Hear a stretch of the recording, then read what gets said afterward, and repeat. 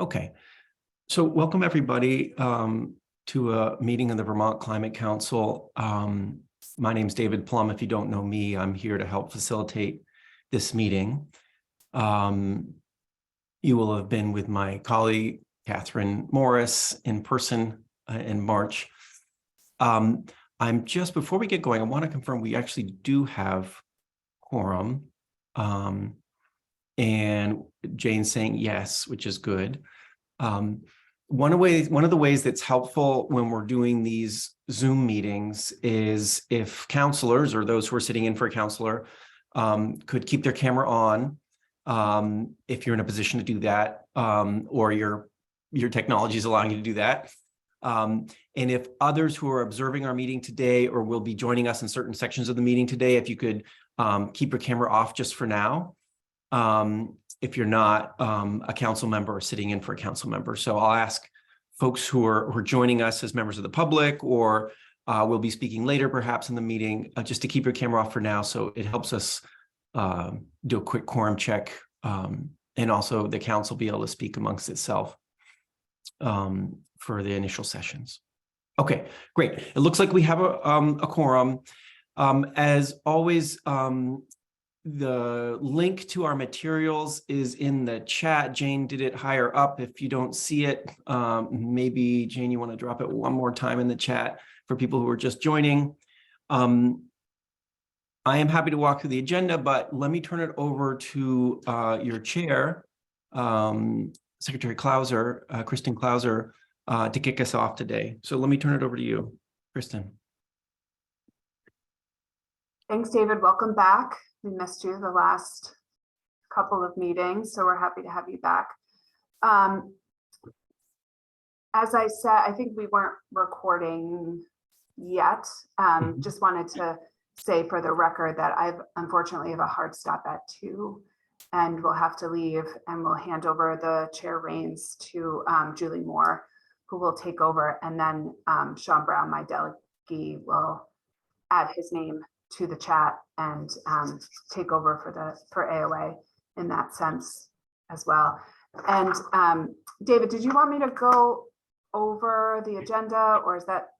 I'm happy to do the agenda. If you just want to say any words in addition, sort of as we get going, anything else from your end that you'd like to say before we start up? No, I think we're all set. I know we have a lot to do today, so. Great. Okay. All right, so let's look at the agenda. I'm going to share my screen with it. It's linked online, obviously, but I think it's important for us to walk through it. And there's, there's some things that are going to be a little bit more explicit this time in terms of our decision making, how we're handling it. So I really want to walk through this agenda in detail. We'll do our normal administrative stuff with approval of minutes, and in fact, I believe in the March meeting, you didn't approve the January minutes, so we could even do that if folks feel comfortable, or else we'll just push that off another week or another month if folks want to wait on that. We'll start today, as we always do, with Just Transitions Reflection. In that one, there's a memo that's come up from the Just Transitions Subcommittee, and the action out of that conversation, which will be very short, is just to say, if you want to, as a council, yep, that memo seems important as we as a council pull together our work plan this year. So just familiarizing you with that memo, and the specific ask is to whether you want to incorporate that memo as you pull together your work plan. Then we go into what we're going to spend the rest of the meeting on, which is our the biomass task group recommendations. And here, given the experience of when we last did this with something coming out of a group, in that case, the transportation group, we got some feedback about how to do that, and some of the frustrations about how that happened. And so the reason there's sort of like a 6-step process here is trying to reflect some of that feedback we heard, and have a process that feels like the right process and respectful of the work that was done over a year's worth of work in that biomass task group. And so the process here that's being proposed about how we'll handle that biomass discussion is first we'll agree on the process. We don't need to do that right now. We'll do that at the top of this block. Then we're going to hear from task group members to refresh ourselves what's in these recommendations and the work that went into it and the logic that went into it. In addition, also clarifying that option 1, option 2 that are in that those recommendations.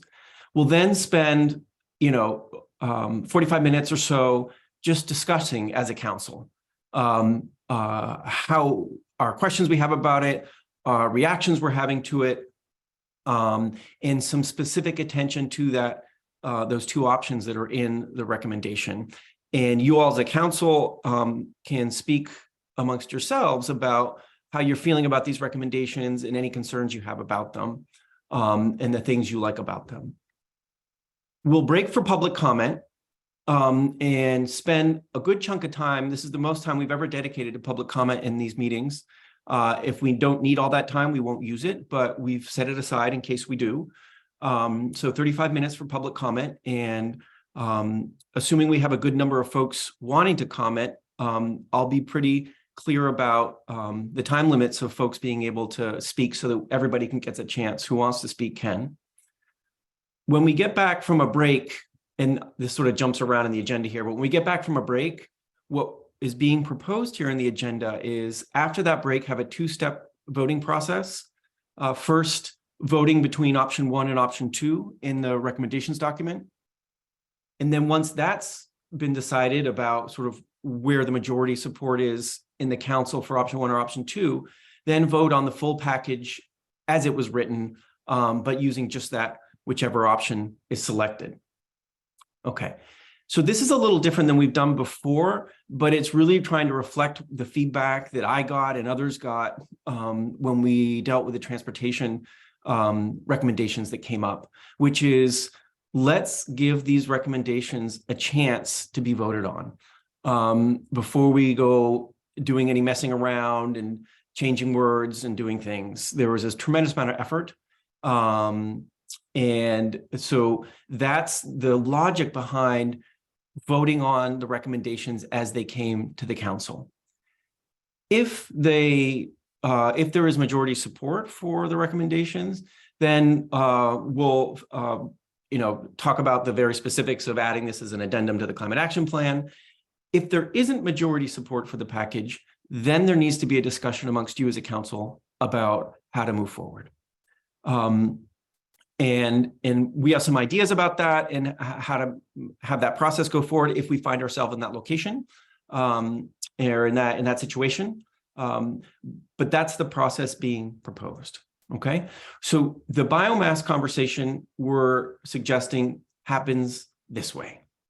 And indeed, when we get back from public comment, there is time to talk about that public comment before the voting. Hence that 15-minute block there is, let's spend a little time with the council, with you all talking about it, and let's go ahead and vote on the package as it came up to the council. Okay, so that's how we're going to handle it. In terms of timing, you'll see, the break comes before the public comment, 1:30, public comment 1:40, and then this decision-making time around the recommendations at the end here. We'll spend the last 15 minutes of today's meeting talking about next steps and the follow-up to what you all discussed in your March meeting. Okay, that's a lot of me talking. So I'm just going to pause for 1 second to say that's the agenda we have in front of us.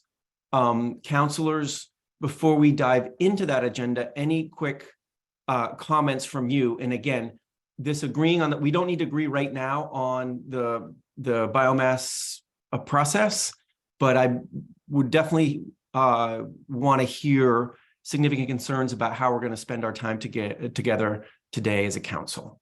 So any concerns about that? Okay. I'm not seeing any. Great. Okay, so let's move into our first piece of the agenda, which is the Just Transition Subcommittee memo. And we have folks from the Just Transitions Committee here. Kelly's here, who is now chairing that. Oh, excuse me, I jumped over minutes. Thank you, Jean. Moving a little too fast. Okay, let's do minutes. Let's certainly do the March 13th minutes. They're linked in the agenda. Let me just give everybody a moment to go through and click through those. Bram, go ahead. Just wanted to point out there's a typo in Secretary Curley's name in the list of members present. Okay, thank you. Appreciate that.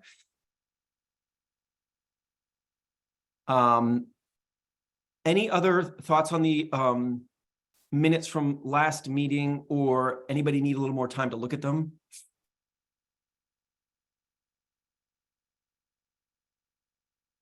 Okay. Any concerns about the March 13th minutes?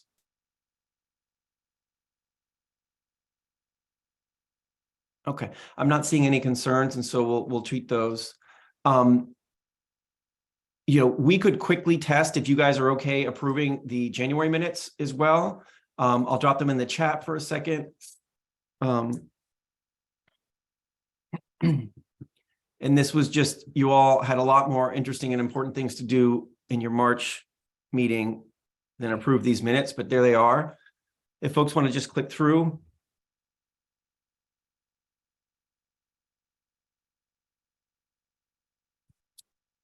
Does anybody have any concerns about the January minutes or would want more time to review them?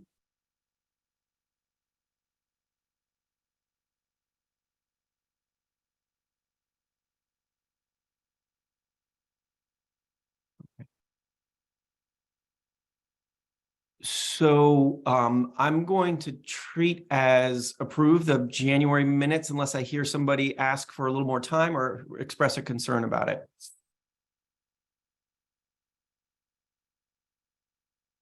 Great. Okay, let's treat those approved as well. Thanks so much. Okay, so as we get into the just transition reflection and Kelly speaking about this memo, I'll just do a quick reminder, folks.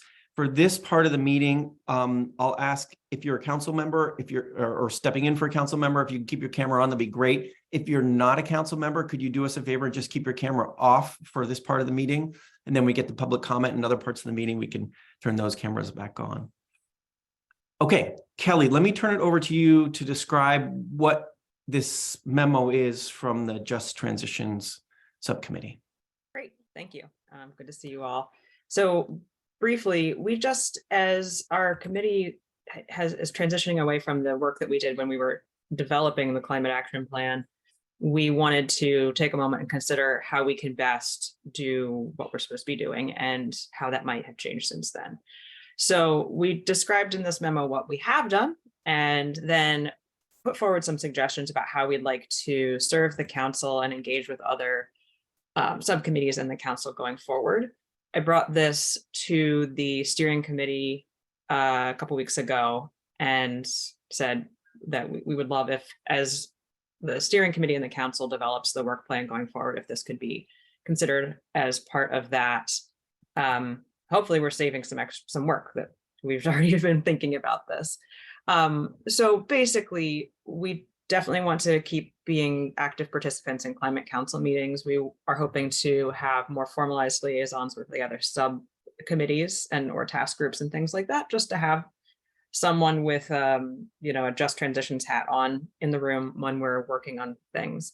We'd also like other climate council members, subcommittees, task groups, state partners to come and present equity analysis that they've done for the Just Transition subcommittee members to provide feedback. And a lot of that is, asking clarifying questions, but also holding folks accountable that they are taking into consideration equity concerns throughout the process. It shouldn't just be a one-time thing, right?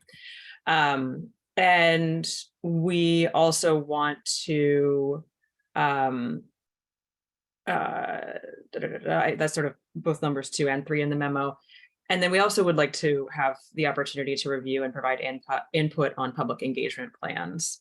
and hear how that is progressing. And then we also would like to review and update the Just Transition guiding principles and scoring rubric tools and make sure that we're keeping them up to date and incorporating new thoughts as they come forward. So that's just what we propose. And I think all we need from you is to say, great, that sounds good.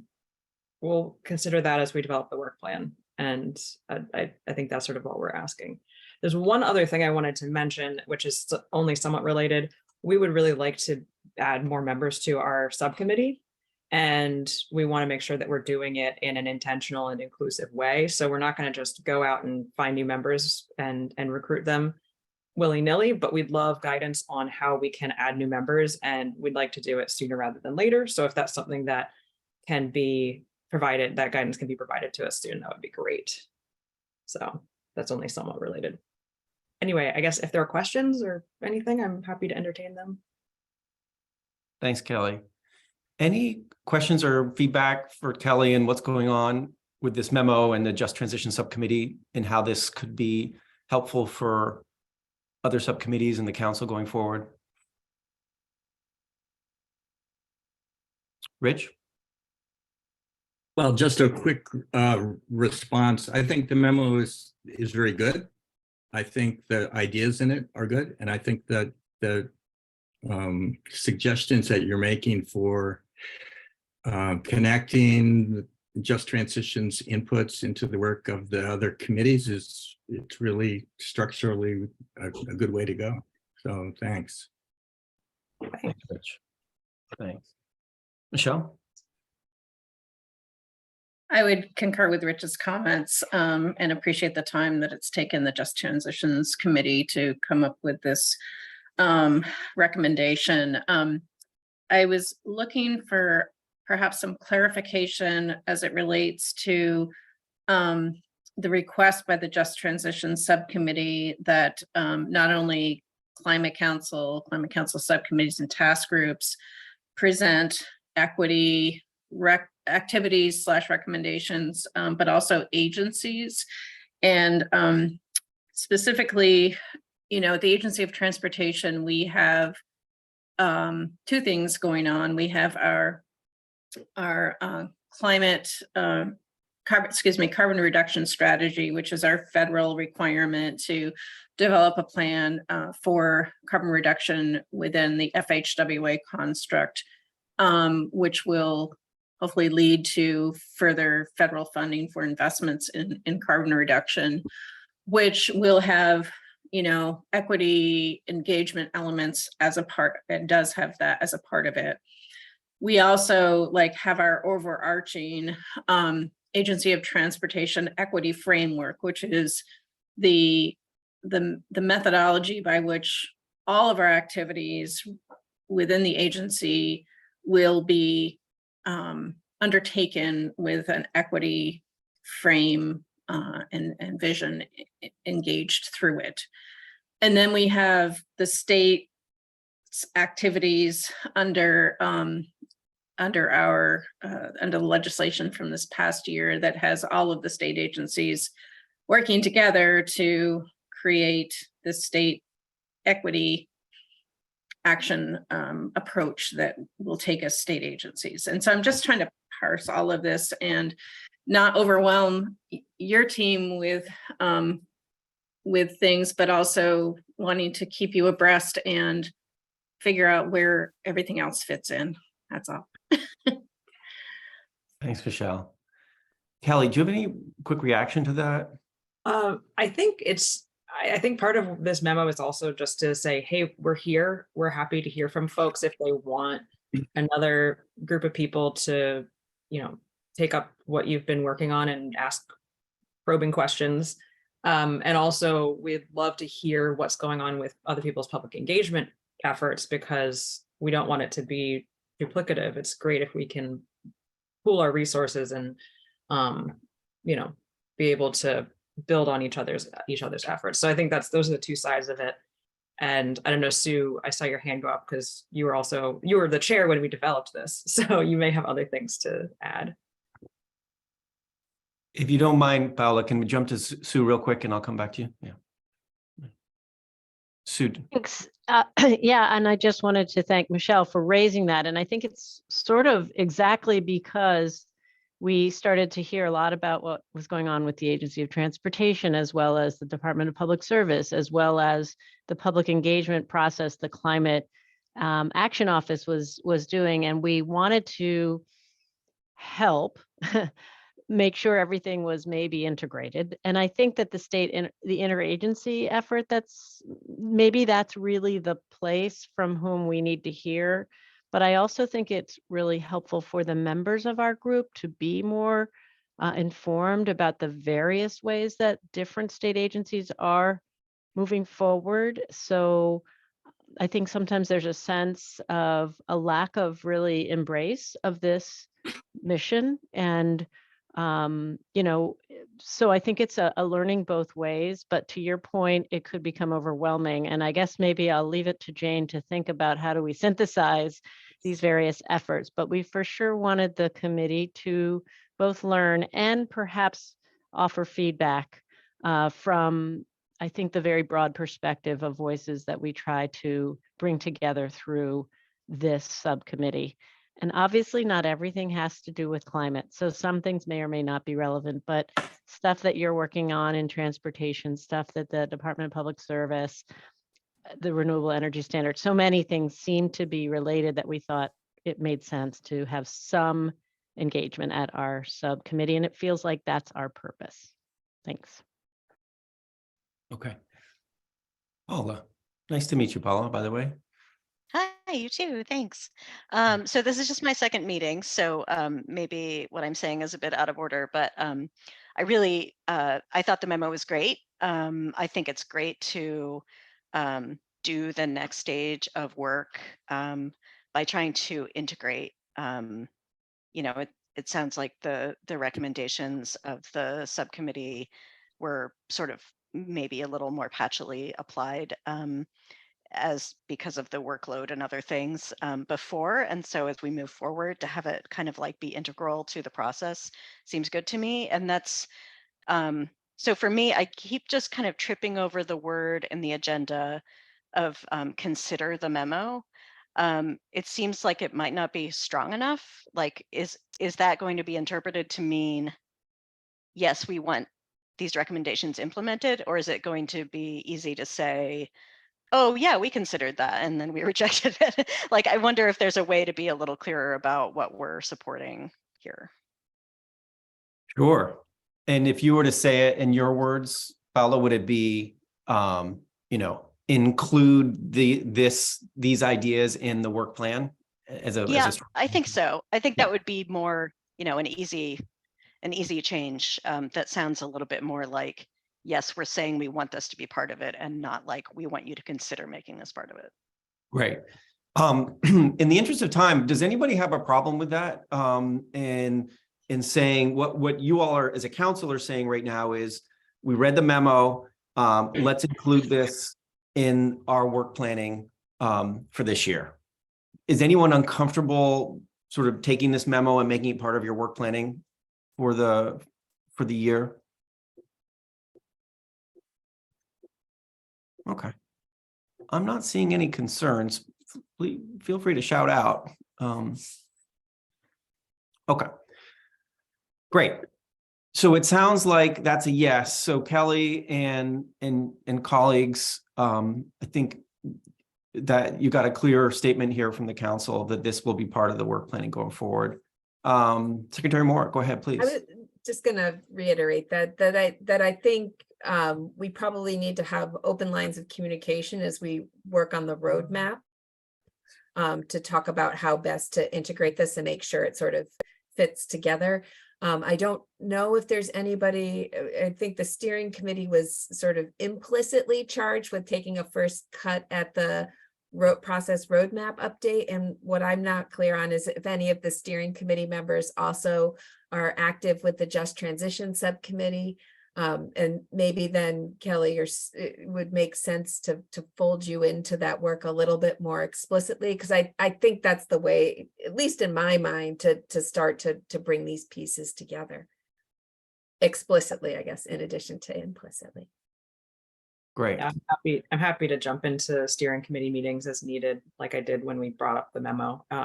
So happy to jump in and just keep me in the loop when you want me. Not coming to all of them. Sorry, guys. You do in that committee. All right. Okay. Great. Any last things before we move on to the next agenda item? Okay. Super. All right. So here we go. Biomass. We're getting into it now. I'm going to throw back up the process plan that's in your agenda. You're welcome to look at it yourselves as well. I'm going to put one other thing in the chat, which we know that this issue of biomass is an issue that inspires a lot of strong feelings and views and a lot of interest among folks. And so one of the things I've loved about the biomass task group was they came up with some very nice meeting guidelines. And I think Judy Dow was instrumental in that. And I was just going to throw them in the chat because I think they're a nice sentiment. And Laura, I'll ask you to mute yourself if you're okay with that.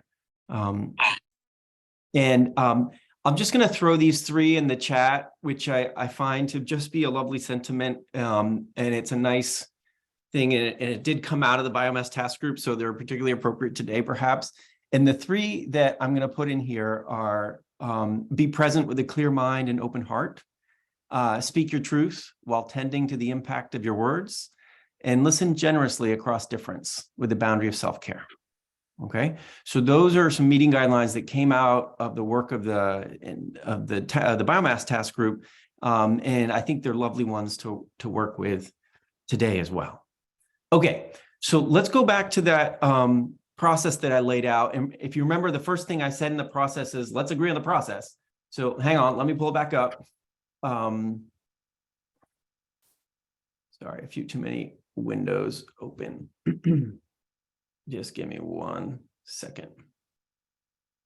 There we go.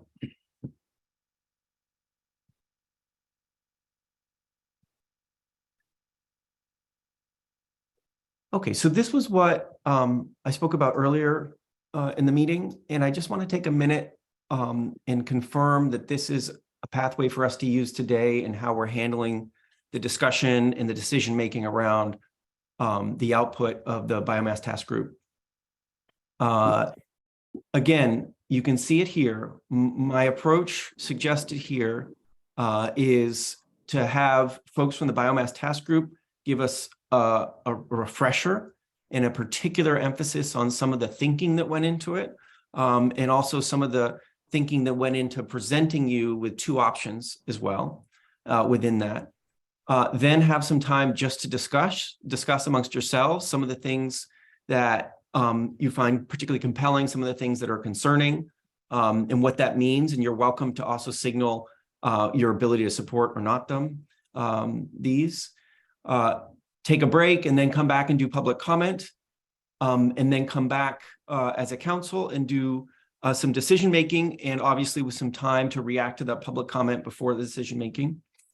And then depending on the outcome of those votes, either it's figuring out, confirming how things get put as an addendum if there's an approval, and if there isn't approval, a majority approval of the recommendations, then deciding how to address those concerns and next steps, and getting to a that will be Isaac, I'm getting some feedback from your thanks.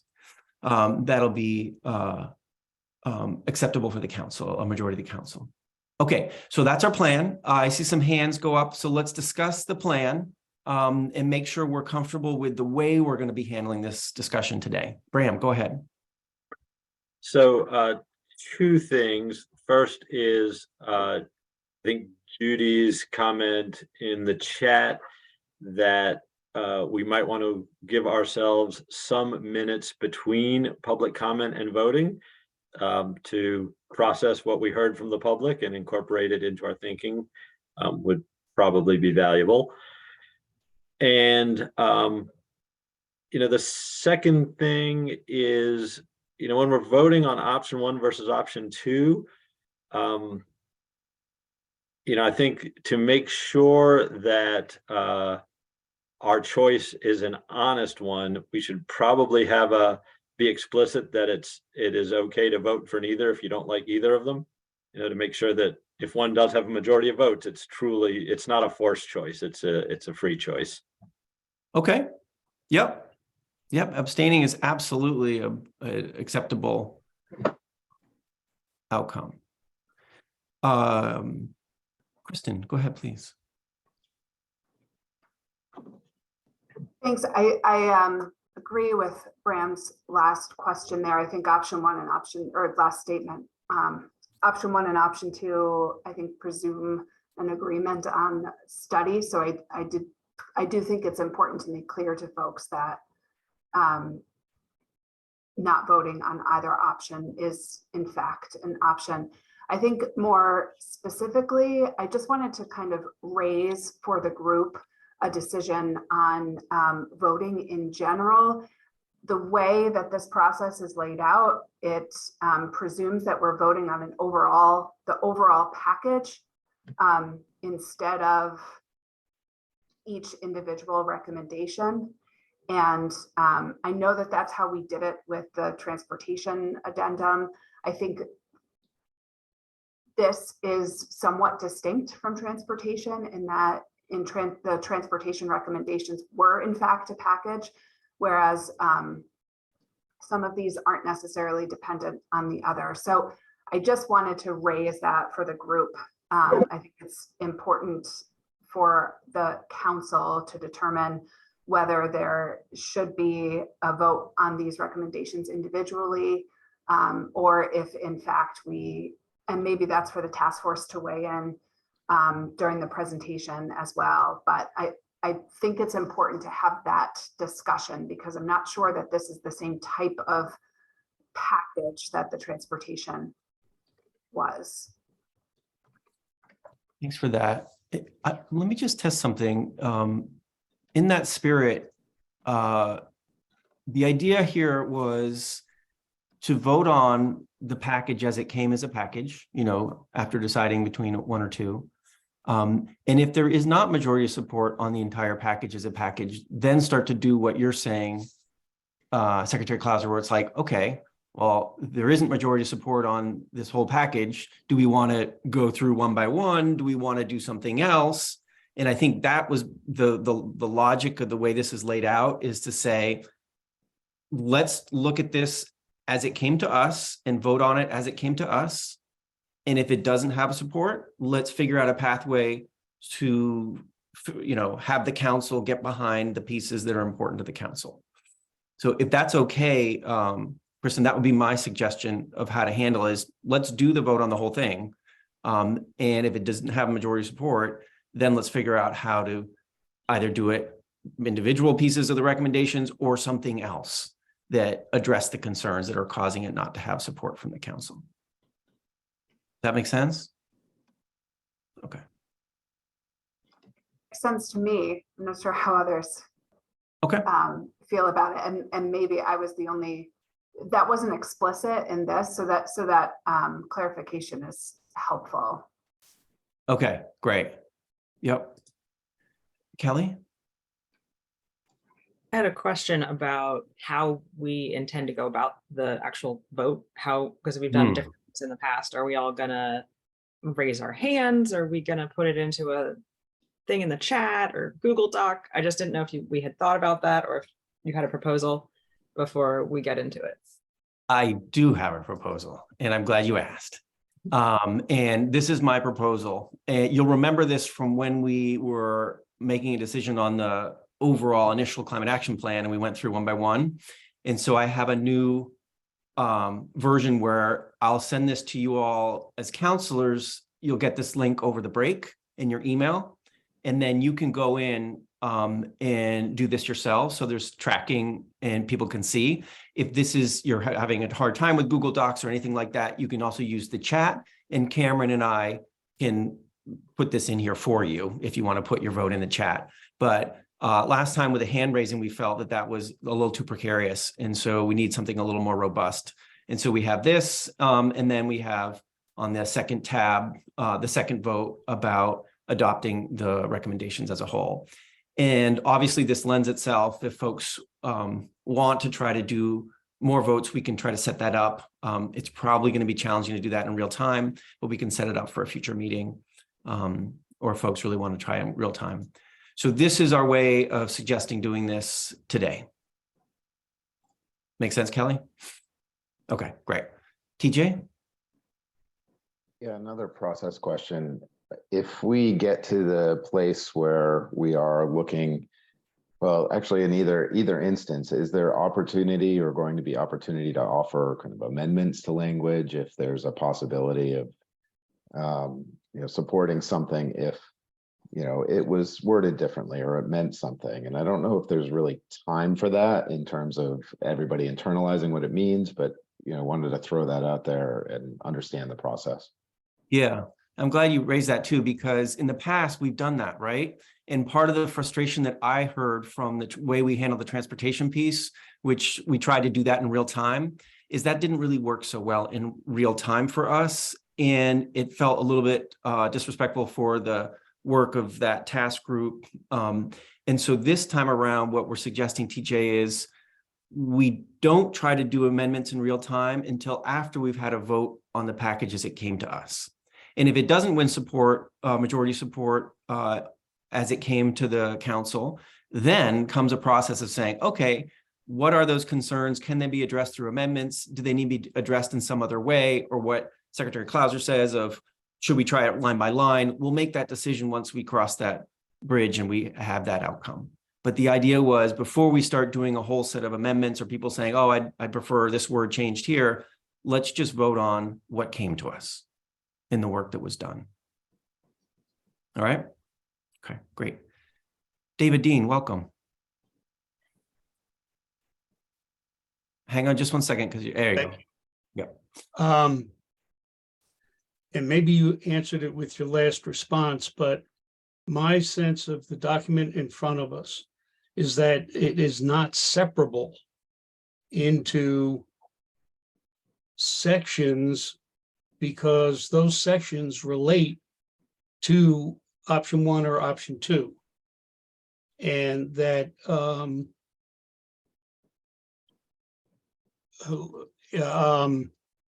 not sure how you do it piecemeal. Right.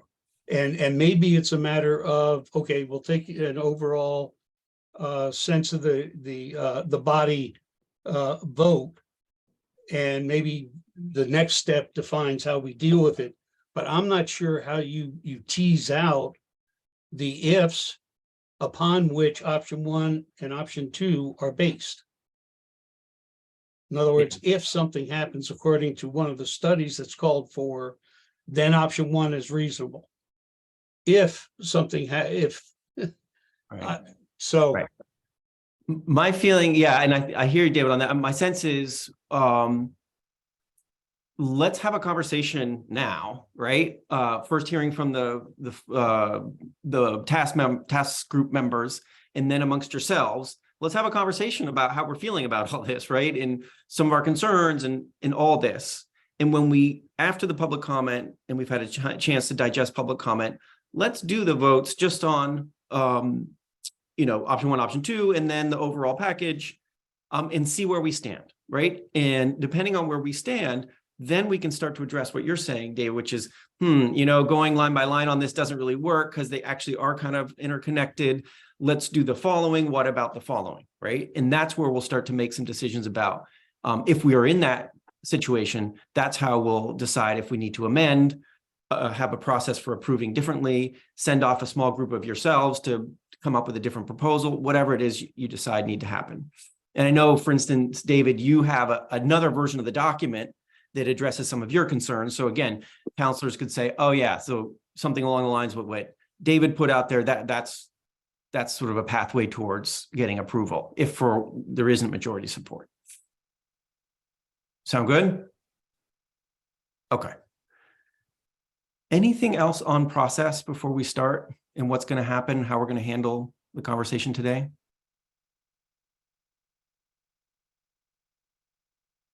Okay, great. And like I said, expect in your email over the break a link to that voting sheet, and you'll all be editors, so you can all work on it. If anybody has trouble with Google, don't worry about it. You can just express your vote in the chat and we'll capture it in the sheet.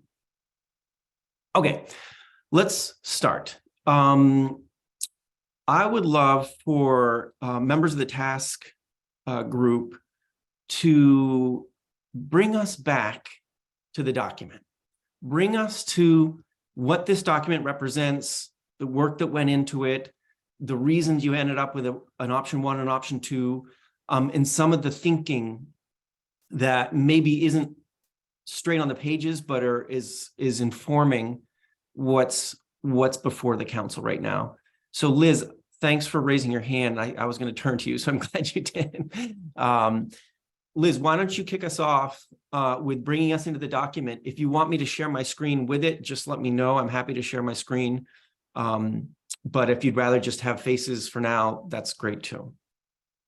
Yeah, I think faces for now would work fine because I wanted to kick us off as a member of the Climate Council that who had the ability to participate on this group. I just wanted to set the table, and make sure that the council hears from someone who went through this with all of the task group members, what it is we did, just procedurally, where we started, where we ended up. And really, I know there will be lots of conversation after that regarding the substance of the document, but I just thought I'd pull us to that. And I'm really glad, David, that you started with some of the principles that we worked with as we did our work. I just wanted the council to know that we started this work more than a year ago. Our first meeting, I looked back, was actually early March 2022. And this was a task group that met diligently and often. We had, as far as I could tell, I went back and checked, I think we had 19 or 20 just the task group meetings, roughly on a cadence of every other week, and then actually weekly toward the end. And we had 3 or 4 meetings in addition to those with subcommittees or joint groups of subcommittees, as well as Just Transitions specifically. And also we're invited to presentations and other events throughout the time. So lots of contact with one another, many meetings, really substantive engagement with one another, and over the course of many months. We also had many speakers in that process. I may not have the number exactly right. I looked at our agendas and could count that we heard from about 10 different individuals representing almost as many institutions, from state government, for example, for sure DEC, I remember, Department of Health, I believe Fish and Wildlife as well. Of course, we had a member of ANR on our task group specifically, which was really helpful.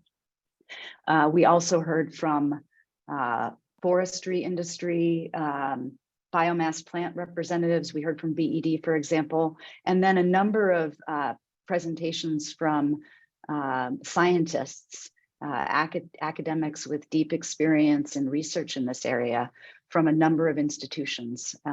All of those we made an early decision that everything should be public, which was great. So we recorded all of our meetings and put up all of our presentations, just like any subcommittee has done, all the subcommittees have done.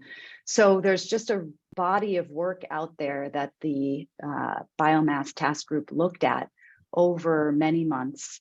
And then toward late summer, early fall, we turned to drafting and to see whether we could advance a draft to the council as a whole. And we had a number of sessions just on that. I think at least 5 or 6 just on the drafting, and went at times line by line, section by section in doing that. And so with that background, I just wanted to let the council as a whole know where we landed, again, procedurally, knowing that we're going to talk about the substance in a second. And basically where that was is the task group as a whole agreed to advance this draft to the Climate Council. We did not have unanimity on the entire document. There were folks, including myself, that made clear that certain sections of the document were not ones that individually we may support, but that the work as a whole and the way the document as a whole was crafted had gone through, significant effort and deserved to come to the council for consideration as a whole. And so that was the consensus of the group, rather than, one by one, every member agreeing unanimously with every sentence in there.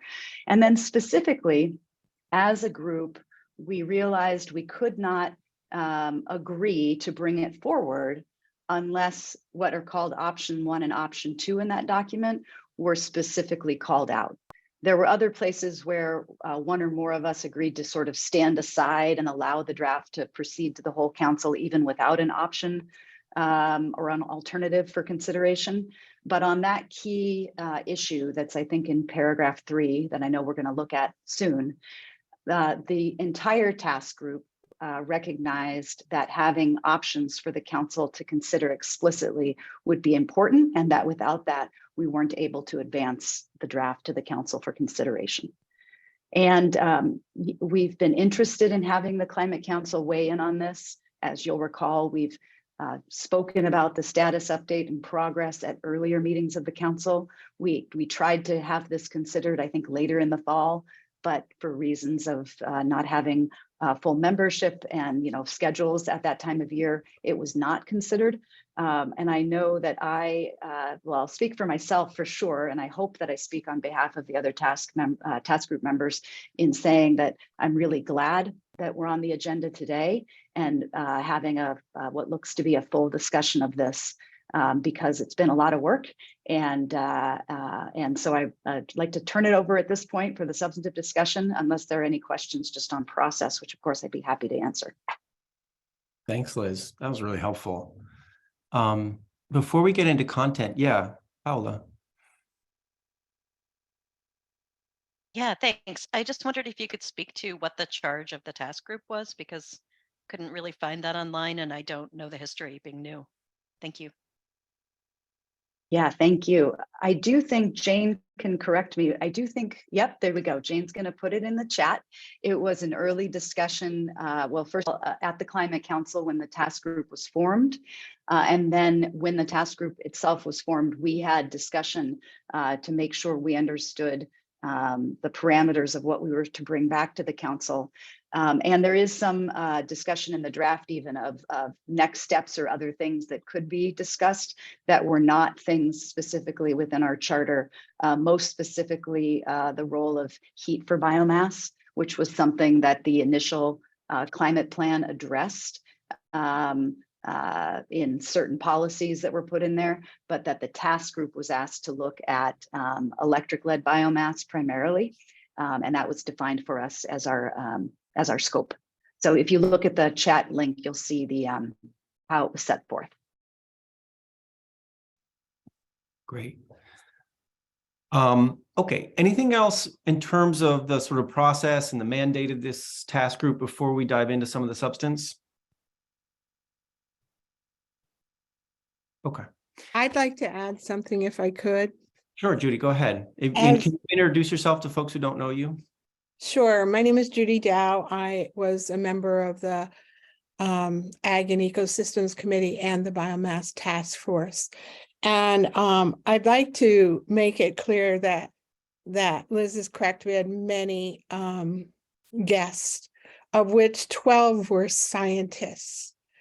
And they had clear, distinct information for us that was very helpful. They came from the US, Canada, and Germany.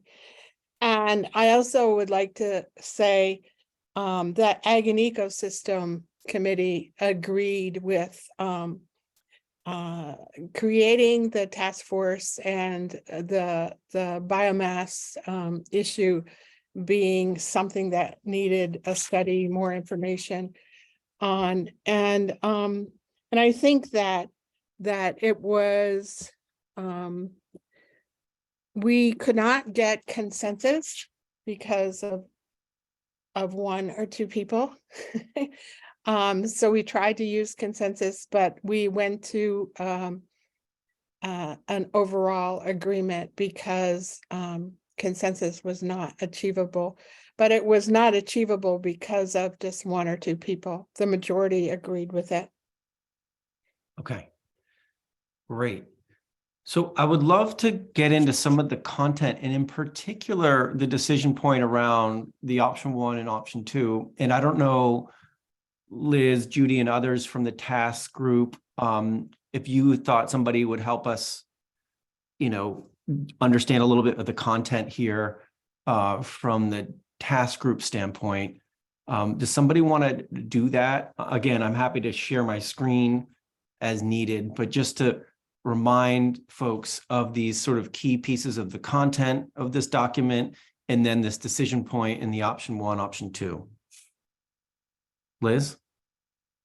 Hi, before we get there, Sue has a really good point that I meant to cover in my comments and I didn't, and that is the membership of the task group itself, which I don't see easily linked in the minutes of the group meetings. So I was hoping, Jane, if it exists, like, I don't know, is there a single list?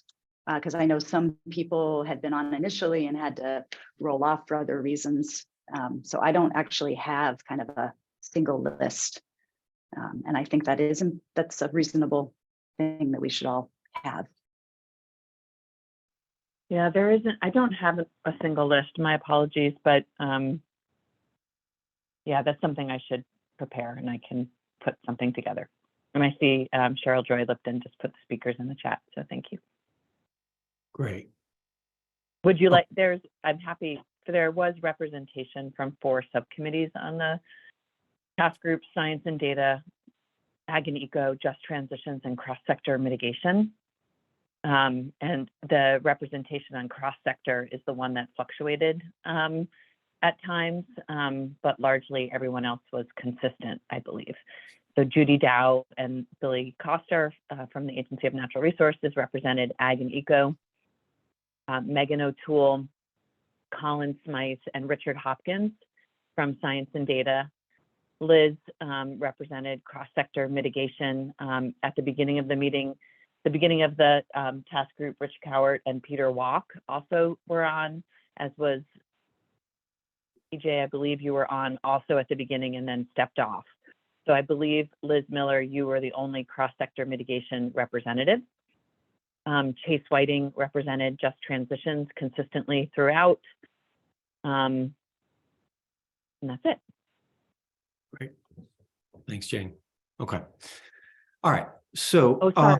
My apologies. There was one more cross-sector mitigation. This is why I should have a list and not do it from memory. Adam Sherman was also a cross-sector mitigation representative. Got it. Okay. Right. And the essence of the task group, as you can hear, is really pulling from the different subcommittees because of the cross-cutting nature of this issue. Okay. Quick, let's dive into substance here, folks. Does anyone from the task group want to walk us through it? Or I'm also happy to go to counselors who have spent some time with it and want to talk about it. But from task group members, does anybody want to walk us through and just say, this is this, and this is the essence behind the option 1, option 2 piece in this document? Does anybody want to help us with that? I guess I can start. It took us a while to think as one mind in the beginning, and we had to get past that, and we decided that knowledge was what was needed for us to continue. And so the speakers, the scientists, were critical. And we got to about August and we realized the scientists that had been presenting were telling the same story with an exception or two. And so there was requests for additional scientists, and that happened. And then all of a sudden we had another perspective. And so then the debate continued. And for the most part, there was a lot of issues around health. I, for one, have 2 inhalers because of lung damage from the particulate matter coming out of McNeil. Many others do too. Severe health issues. We discovered the EPA has reduced in numbers the amount of people that live in a 1 mile circumference from McNeil, the amount of injuries. However, it's reduced in age. So the average age for an asthma attack is a 10-year-old child living in that area. The average age for someone who has a hospital visit for COPD was 20 years old. So hospital visits were occurring at a much younger age. We also began to understand that there were thousands of people that were being impacted within that 1 mile circumference because it was encompassing the projects on Riverside Avenue and the low-income people and BIPOC people living there. And as well, it was encompassing the folks who lived on the Winooski side. Again, BIPOC and low-income families. We discovered that the carbon that was being monitored was not being monitored at the smokestack, which McNeil is built in a valley. And the smokestack is even to where the people live. And it was being monitored below that. Not even, we discovered that particulate matter at 2.2 was what the EPA was saying causes damage, lung damage. I personally interviewed some people and found out that they moved out of there and never had asthma again as soon as they moved out. We also discovered that in their reports, carbon, they say they were net zero, but that they weren't calculating the carbon that was being emitted from burning, only the carbon released when the trees were cut, which was only one discovery we made where there was a different definition for words like renewable, sustainable, net zero. We began to discover there were 2 definitions being used, and there was controversy there, and that became another area of discussion. We also discovered from the presentations the BED gave us that there was differences in how they were presenting things.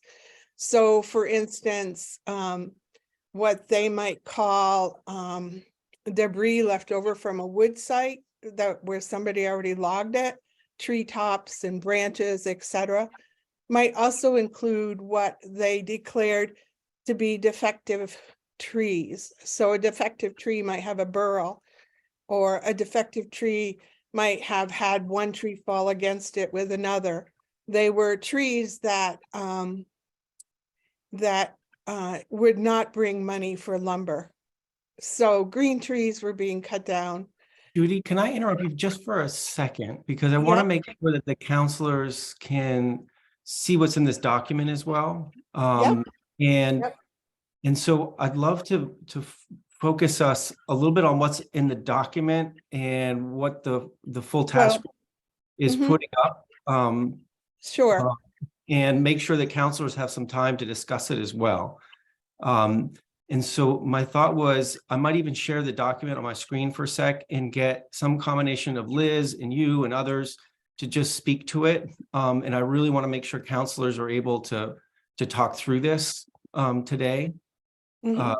So when So we I- put all these new discoveries together, we decided, for the most part, we decided the same as Ag and Eco, that there need to be a phase out process for McNeil. Primarily McNeil, because Reigate was so in the boonies. There wasn't an immediate health injuries happening to people. But we felt that they both needed to be phased out for the most part. Cross sector disagreed as Jane said. But we also agreed that there needed to be much more research on the air quality done. Because the air quality was what was impacting the health issues. This was approximately a 50-year-old plant. And the Ag and Eco was saying, you know, they shouldn't be allowed to expand because of the cultural sensitivity in the area. And so there was a lot of things that were leading to the public health, the cultural resources, the quality of air, all of these things that we were learning were contributing to all the little bullet points you see. And then we pretty much all agreed on the little bullet points. And then all of a sudden there was a question between option 1 and option 2. And so the word if in option 1 became the discussion point in which option 2 was created. Right. So that was the gist of it. That's really helpful, Judy. And I want to, I see Liz's handed up. I want to turn it back to Liz for a second, and then I want to open it up to counselors to start to get some feedback from counselors about questions you might have on the document or some views you have on the document. But Liz, are there things you want to supplement here? Yeah, a couple. Keeping in mind the way the task group worked together, we did hear from all of the scientists and other speakers indicated, and we all absorbed that information. But I have to say, I believe, both for myself and having sat through the meetings and listening to others, I think this was probably true of some others. I think we absorbed the information differently. And so, for example, when Judy points out the information that we heard about health studies or potential air quality issues and the reporting issues, speaking at least for myself, I will say I did not hear the information and absorb it the same way that Judy presented a moment ago. I think in part that led to the option 1, option 2 highlights that you see here. I don't recall that being a sudden development, but instead something that we talked about over a number of meetings.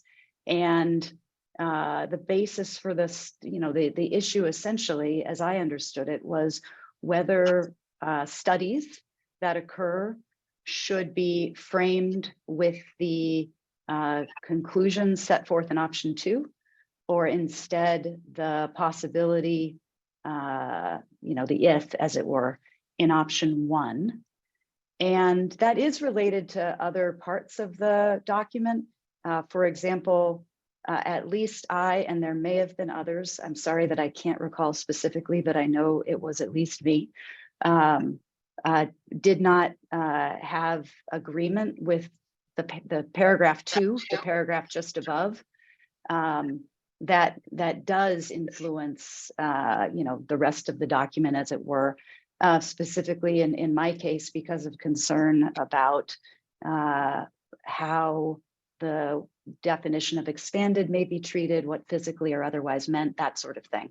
And throughout the that's just an example. Throughout the documents, there were conversations among task group members where unanimity was not achieved. And again, bringing it to the council for the discussion felt important to us. But I do think that when it comes to conclusions from the many speakers that we had and the many presentations we observed. I don't think there was a single set of conclusions that the task group members unanimously came to or understood. Because after all, this is complicated. And as Judy pointed out, we did hear different perspectives. I'll stop there if that's what you Thanks, were Liz. looking for, David, for some perspective. No, that's really helpful. And I want to turn to counselors. And counselors, as you've read through these recommendations, have you seen and you've heard from Liz and Judy, and clearly task force members had different views and wanted to bring this up to you as a council. So counselors, do you have questions? You have some thoughts? This is a time for conversation amongst you all. Graham? I'm going to drop this for now and let me know if you want me to pull it back up. Yeah, no, that's fine.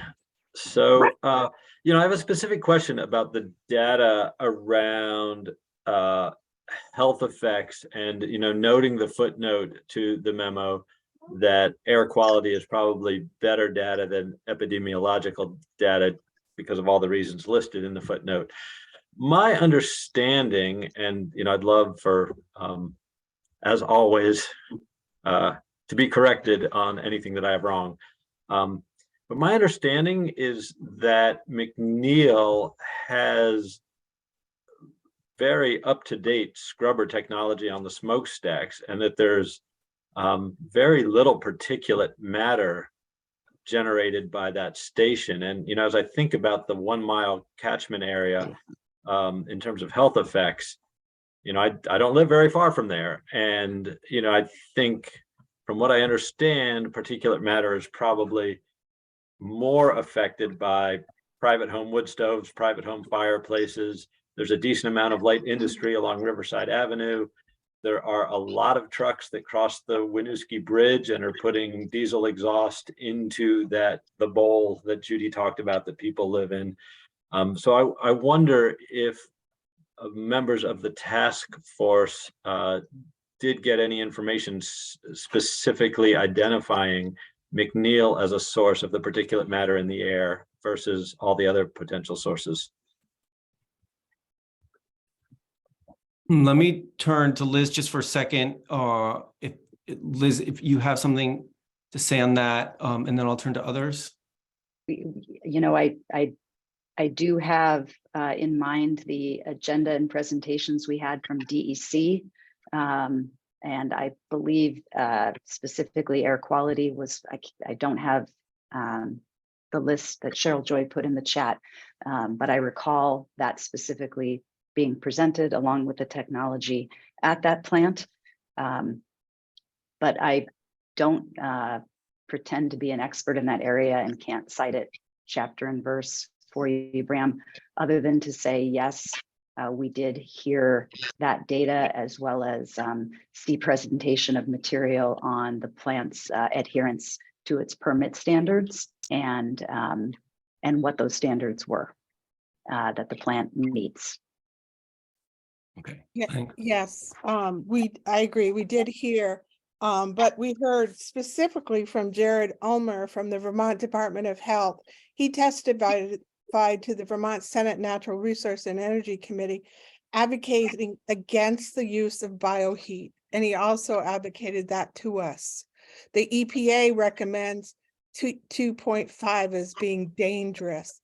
And that's what the permit, that's what McNeil is permitted for 2.5 particulate matter.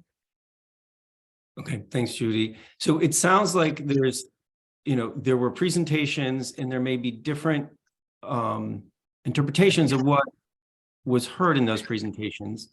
And I know there's other task force members here as well.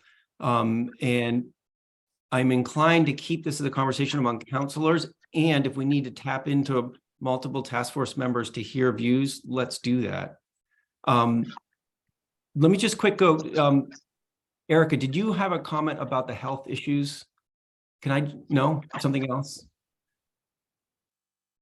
Okay, Yeah, I just have two questions, but I know David was ahead of me. Yeah. So That's all right. If you're on the same topic, go ahead, because I'll move us away slightly from this as the center focus of the conversation. so my question related to the health impacts as it was presented to the group and how that informed the overall recommendations is, was this set of recommendations formulated primarily based on the health impact of biomass electrical generation plants, or was it related more specifically to greenhouse gas emissions that are tied? okay, At one point, we received documentation. I don't know if I could put it on my hand now, but the carbon emissions from McNeil was the largest single emitter in the state. okay. My question is, I think relevant because as it relates to these recommendations potentially going into the climate action plan, because, you know, my interpretation of the law, and I know we have discussions around this, but is that the charge is primarily around in the greenhouse gas emissions space around reducing overall greenhouse gas emissions and meeting specific targets. So I wonder, I'm not saying that health impact of electrical generation facilities is relevant in a global conversation, but in terms of the scope of this group, I just wonder how much that was at play in formulating these recommendations versus reducing overall greenhouse gas emissions and meeting targets. Well, the overall greenhouse gas emission was definitely a factor. However, we requested a study because we believed the air quality was also important. And that's why the health issues have become a targeted area. So the greenhouse gas emissions were definitely discussed over and over and over again. And over and over and over again, we heard that McNeil was a leading emitter throughout the state. Okay. So I know there's a little bit of an imbalance happening right now because I know there's other members of the task group who are here. And so I just want to recognize that and invite them if they want to provide some input as well.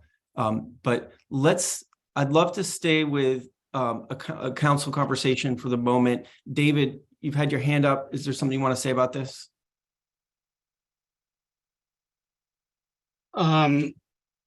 Yeah, I think I'm just going to go ahead and get my issues on the table now that I have the floor. I want to thank the Biomass Task Group for their work. I know from my years of experience that putting any public policy down in writing takes work and commitment from participating people.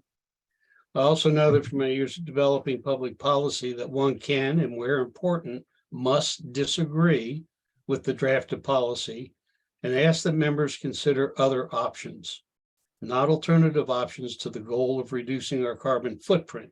That is an imperative, but consider other means of reaching that goal. The three items I want to relate to the council members that bring into question whether the council should, at this time, be accepting as a council position the recommendations on McNeil and Rygate.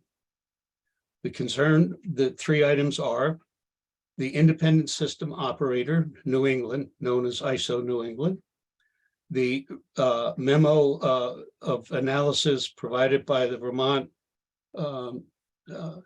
Energy Investment Corporation to McNeil, and a health department memo and report on related health issues.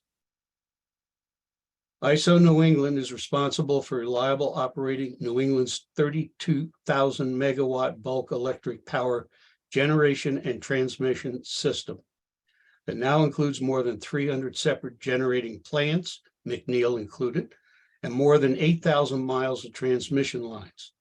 The objective of the ISO market is for wholesale electric power is to establish a common market that promotes economic efficiency, lower delivered energy cost, maintains power stability, power system stability, and mitigates significant market monopoly power and increases the choice offered to wholesale markets. How that power market works is important to the discussions of this group. Why is it important? ISO New England determines when power stations run based on demand, price, and availability. McNeil managers do not wake up in the morning and say, oh, it looks like a good day to produce electricity. They do what the ISO requires of them to meet grid demand. The shorthand summary is ISO New England knows all the generation and transmission sources in New England. They hold an auction to establish the cheapest cost for electricity, and they dispatch power where it is needed, when it is needed. Keep their universal knowledge of power in mind as I address the next item. The Vermont Energy Investment Corporation memo. VED analyzed the ISO New England fuel mix report from 2017 to February 2022, determine what type of power plant was marginal during the same time periods McNeil was running, and fed this information into the VEIC memo. Remember, New England ISO knows what power source was running below, at, and above the power demand curve, so the information is reliable. McNeil is a dispatchable power plant that runs when ISO loads require them to do so. The emission factor used in this analysis shows McNeil Station is responsible for an average of 16,300 metric tons of non-biogenic CO2, while generating their 248,000 megawatt hours of power. This gives an average greenhouse gas rate of 0.07 metric tons per megawatt hour. And that figure does account for all of the upstream fossil fuel used to fall, forward, process, transport the chips to the McNeil Station, as well as the non-biogenic carbon emissions when the fuel is combusted. By comparison, the regional power plants supply the power to the grid at the same time as McNeil produces an average of 0.43 metric tons of CO2 per megawatt hour, a six-fold increase. This estimate may be slightly conservative because it is based on non-McNeil emission factors that do not include possible methane leakage and other upstream impacts. Continuing to source electricity from McNeil Station reduces greenhouse gas emissions 85% compared to the most probable option of buying power from the independent system operator New England Grid to replace McNeil. If the planned district energy system were added, that would be a similar percent reduction of greenhouse gas emissions applied to the heating at the UVM Medical Center and would save 6,000 metric tons more of greenhouse gas. David, I'm just going to The one second Vermont to say, Department memo from Jared Ulmer, and here I am quoting, based on the available data sources I have reviewed, the health impacts caused by air pollution from the two biomass power plants are essentially negligible and thus cannot be elaborated on in any detail.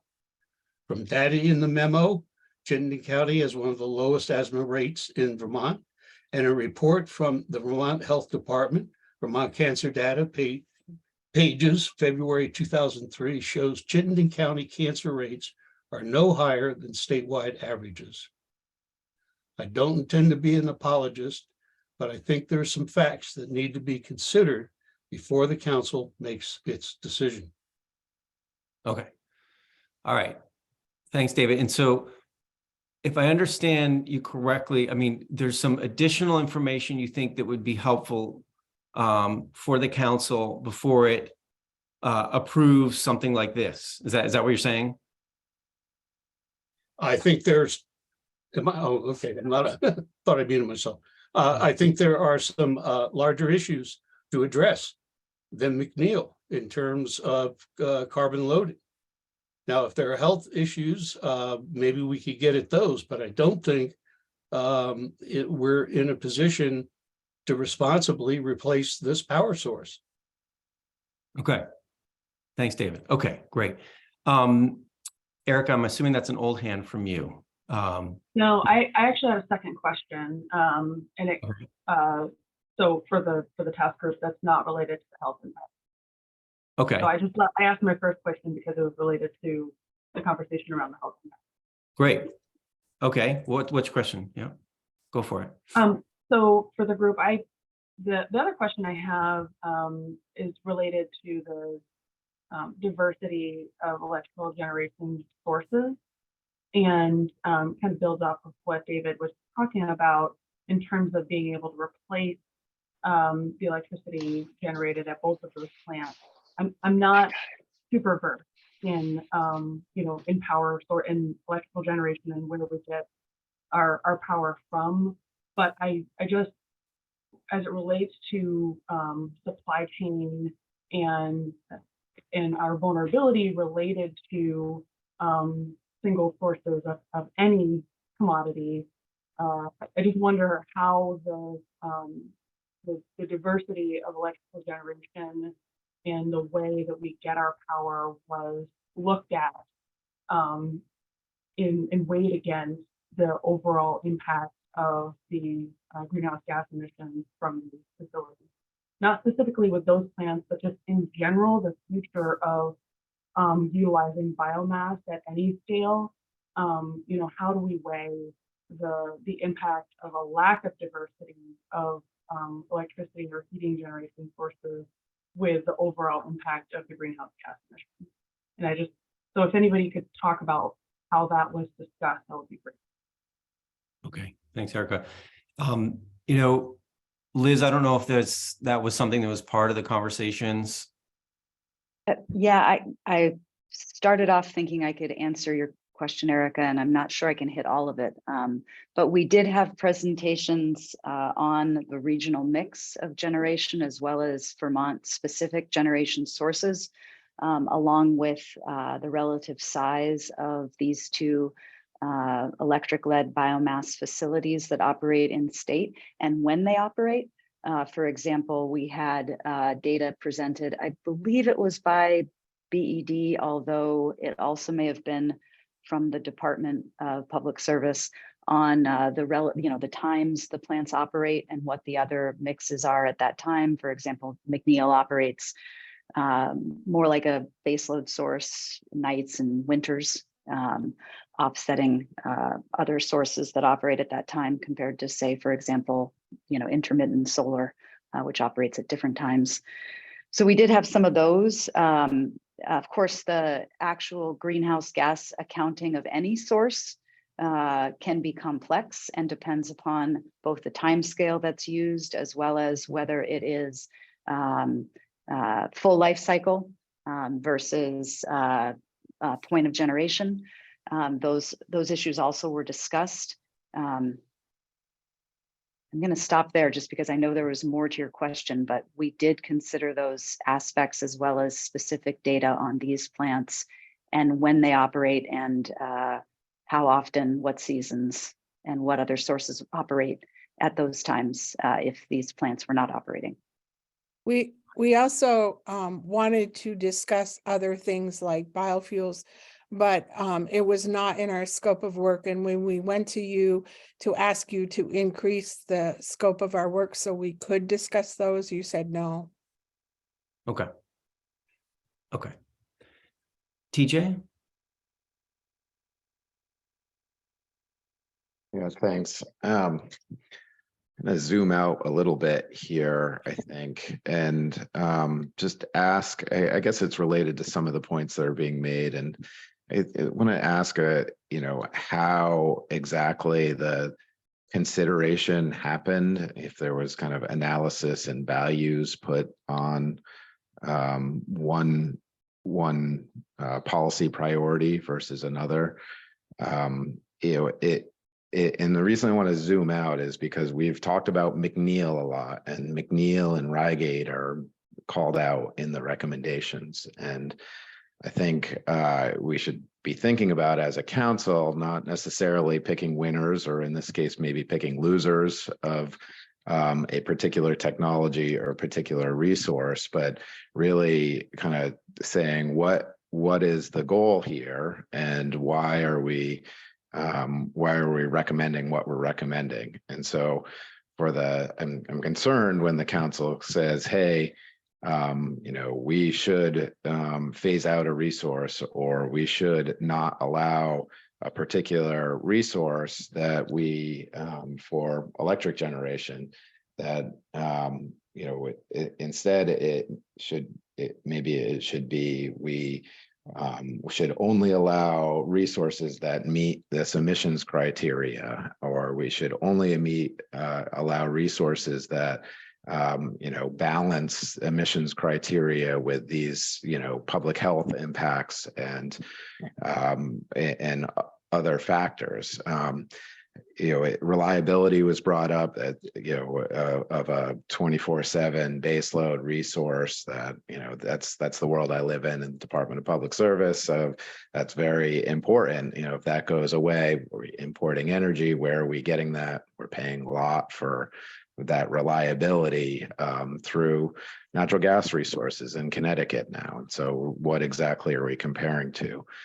I think to hone in on emissions, which is one of the,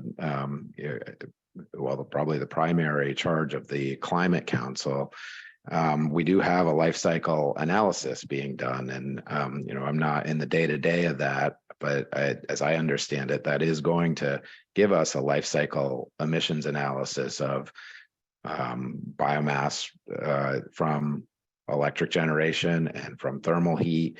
And I'm concerned we're kind of drawing conclusions before the analysis, that analysis is done. So, just to summarize, I won't go on too much, but I'm concerned about foreclosing options when all the analysis isn't done. And then just even the role of the council here in picking winners and losers. I think government, and everybody here isn't part of government, but the council is kind of a governmental entity. Government's pretty bad at picking winners and losers historically, and so we need to be really careful if we're doing that and calling out a specific resource, and to think about how we should kind of set guidelines and parameters in this instance to move forward, and to really achieve, here is our goal and our mission, and here are some guidelines on how we can achieve it, as opposed to being so site specific.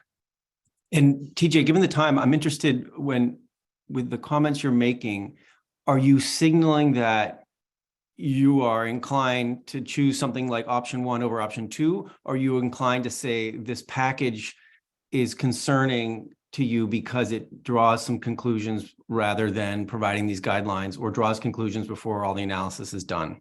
Like, where does your head go on this? Well, I want after the break. I want to hear the rest of the discussion before I kind of decide where my vote is, I guess. But I think it's a little, I'm concerned on a little bit of both scores. And so, it definitely goes to that option 1, option 2 on, not having the if there would be probably pretty concerning.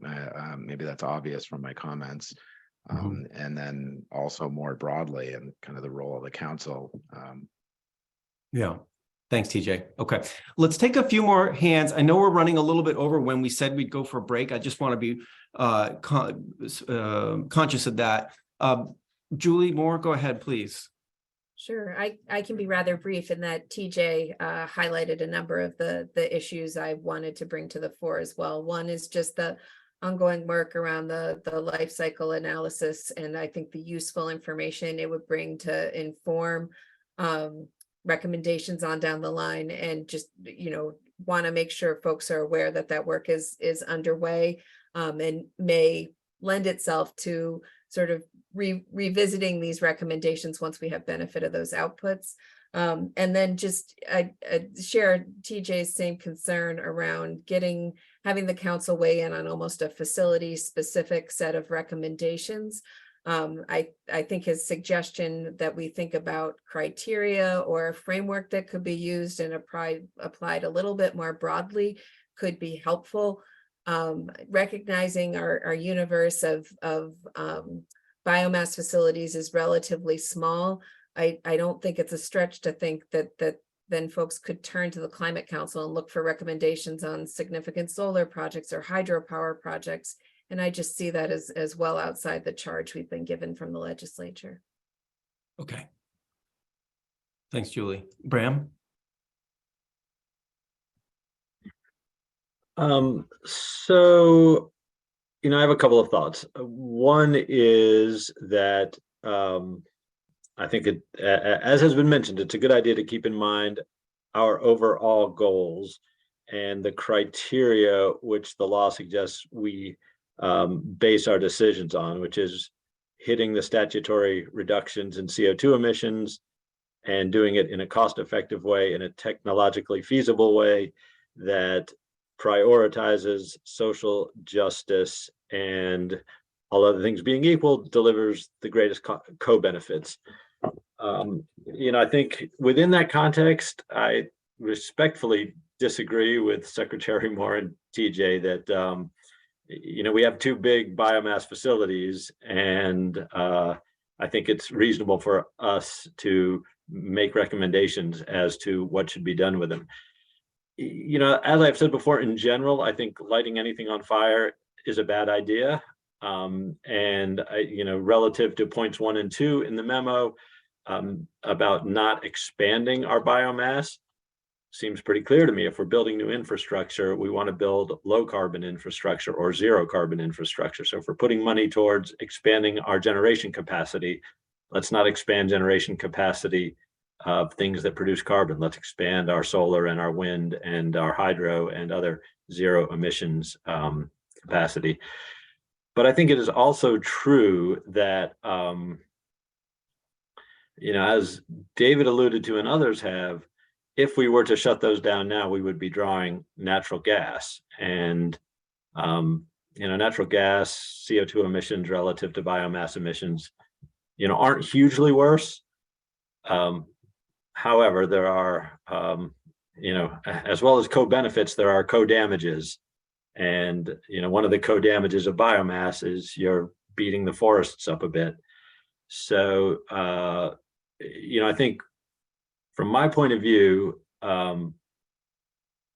we would do well to phase out biomass, and it's buried in the memo, but I think it's there, but I'd be much happier if it were explicit. When we have built or have access to enough lower carbon electricity to replace it without going to higher carbon and other damages. And I think we all agree that if we're using the energy here, we have to count the emissions as here. There are also real social justice issues to importing electricity and exporting the harm of our power use to other neighborhoods. So I think to summarize, I'd be happier if it were more explicit in the memo that we will phase out biomass when and only when we have cleaner alternatives. Okay, thanks, Bram. Rich, and then I want to take a pause, and then I want to take a break and then come back for public comment. Rich, go ahead. All right, let me start by saying that I agree with a lot of things that have been said here, because this is really a mixed challenge, and the document is a mixed document. It's kind of hard to untangle the bits of the report to come up with a really buttoned down response to it. But I'm going to try and separate it into two issues. So as I read this report, we would be calling for the responsible state agencies to study the role of biomass for electricity and for heat, considering life cycle, greenhouse gas issues, economic issues, pros and cons of different policies. These are all good recommendations at a policy level, And I think asking for these studies is consistent with the role of the Climate Council. And so I support those recommendations, calling for analysis and studies of the options. It goes without saying, there are plenty of legitimate concerns about the use of biomass, and they deserve careful study. And these are serious concerns. They're sincerely held objections to biomass. And I'm listening, as Judy recommends, as best as I can to those concerns. But my concern with part of this document is that it would seem to have the Climate Council making recommendations about the operation of specific power generators. And I would amend the document with respect to those parts of the proposal. Why? We are an advisory body with respect to climate policy. We are not a regulatory agency. We may, as individuals or even as a group, feel strongly about particular cases, but we are not appointed to decide particular cases. We are not the ANR, we're not the PUC, we're not the Environmental Board, we are not some kind of super zoning board.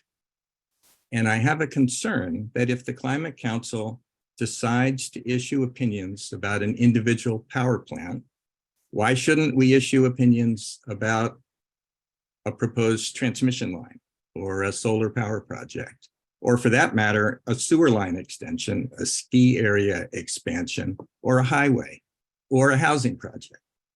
And all of those things have climate impacts. And all of them we could point to and say, well, it has a climate impact, so we should have an opinion about it. And, and a lot of them might be controversial. And so, for example, I really support affordable housing. I really support housing in downtowns. A climate plan includes policies in support of both of those things. And I might, as an individual, want to support building affordable housing in, say, South Burlington. But I think it would be inappropriate for the Climate Council to vote on a particular housing project application in South Burlington, either for it or against it. And so, I'm trying to boil this down into my concerns about us as a Climate Council, as an institution setting a precedent here. Two important reasons. First of all, we don't have the authority. Rich, just to keep it as quick as possible, right? Because we're quick as possible. All right. We don't have the authority. And even if we did have the mandate to issue advisory opinions on individual cases, we don't have the right process to do it. And as other speakers have pointed out, we don't have a list of statutory criteria for testing different projects against some set of standards. And so should Reigate or McNeil continue to operate? I really don't know. I'm neither supporting them or opposing them. And the reason is that I don't think we have the authority to make that decision. It's been given to the Agency of Natural Resources, to the Public Utilities Commission, to the Health Department, to the City Council. They have statutory standards for deciding whether and how those plants should operate. And I don't think as some of you know, I served on the Public Utility Commission for 13 years. A lot of the evidence that you hear in a power plant case goes to the stability of the power system, whether a facility is needed to avoid a blackout, whether a facility is needed to balance variable renewables, whether a facility is needed to restore power after a blackout. Those things, I presume, were not considered by our task force. And they might be considered in some other way in a study, but I think we should be very careful about weighing in either pro or con about particular cases that we don't have the authority to regulate. Okay. I think that's it. Thanks, David. Okay, thank you, Rich. Okay. Judy, I see your hands up as well. If you could do a 30-second version, and then let's go to a break and we'll do public comment, because I really want to make sure we leave the time we need to leave for public comment. So Judy, there's something you want to respond to quickly? Thank you. I've heard from several people about economy and making money. And I think that in part is why we're in the problem we are in. We cannot just put money first. We have to put the land and the people first. When TJ said he was concerned, I'm concerned too. I'm concerned about the BIPOC people and the low income people who cannot breathe, who live there. So it's bad enough they have to wait for a study to be done, but to have to wait for you guys to negotiate to even do a study, that's ridiculous. People are dying all the time from the exhaust that's coming out of there. And there has been documentation presented to us that proves this is the largest CO2 emitter in this state. There have been several comments, and I said that too. And you've got to stop making money over the fact that you're killing people. 30 seconds. Okay. Thank you. Okay. So why don't we take a 10-minute break? We'll be back at 1:57 and let's take 10 minutes. Let's be back and we'll start the public comment just before the hour. And we'll use the time we need for that public comment. We've set aside a little over 30 minutes for it. So let's take a break. I encourage everyone to go back, read the recommendations, and we'll come back, do public comment, and then try to make some decisions as a council about all this. All right. Thanks, everybody. We'll see you back here in 10 minutes.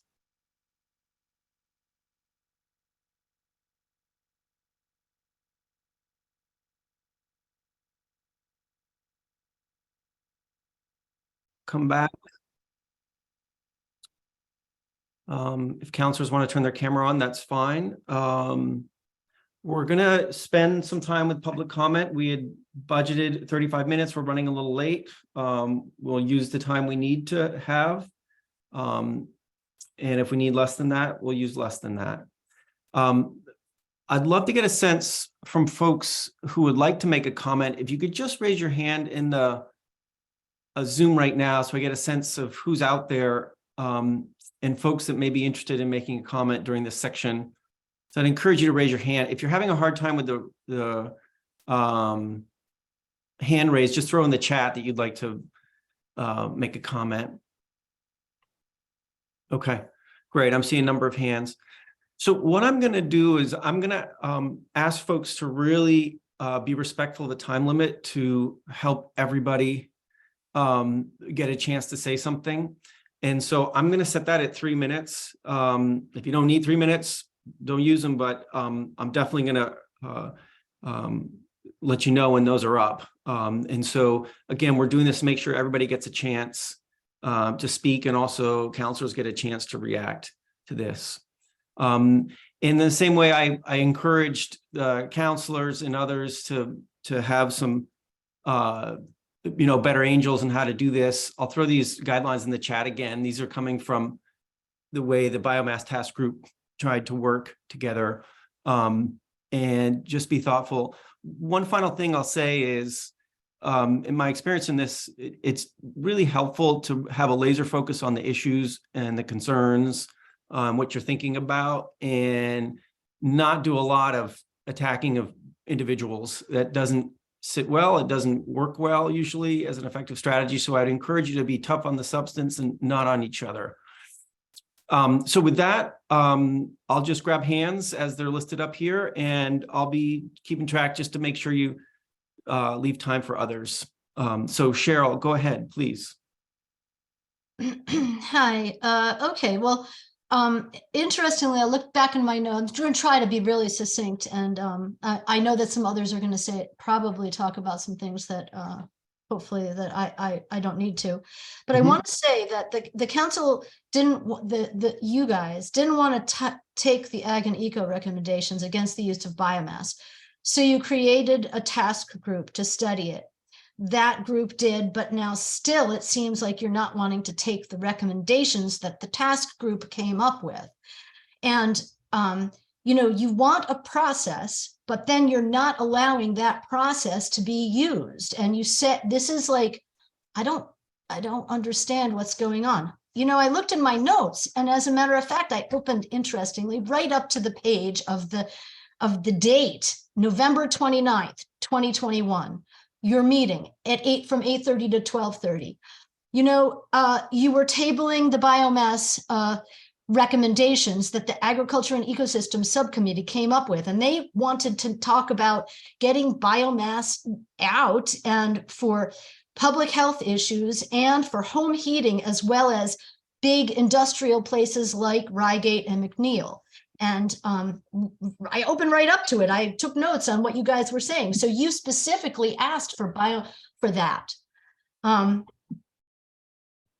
Okay, the main point here is to reduce greenhouse gas emissions.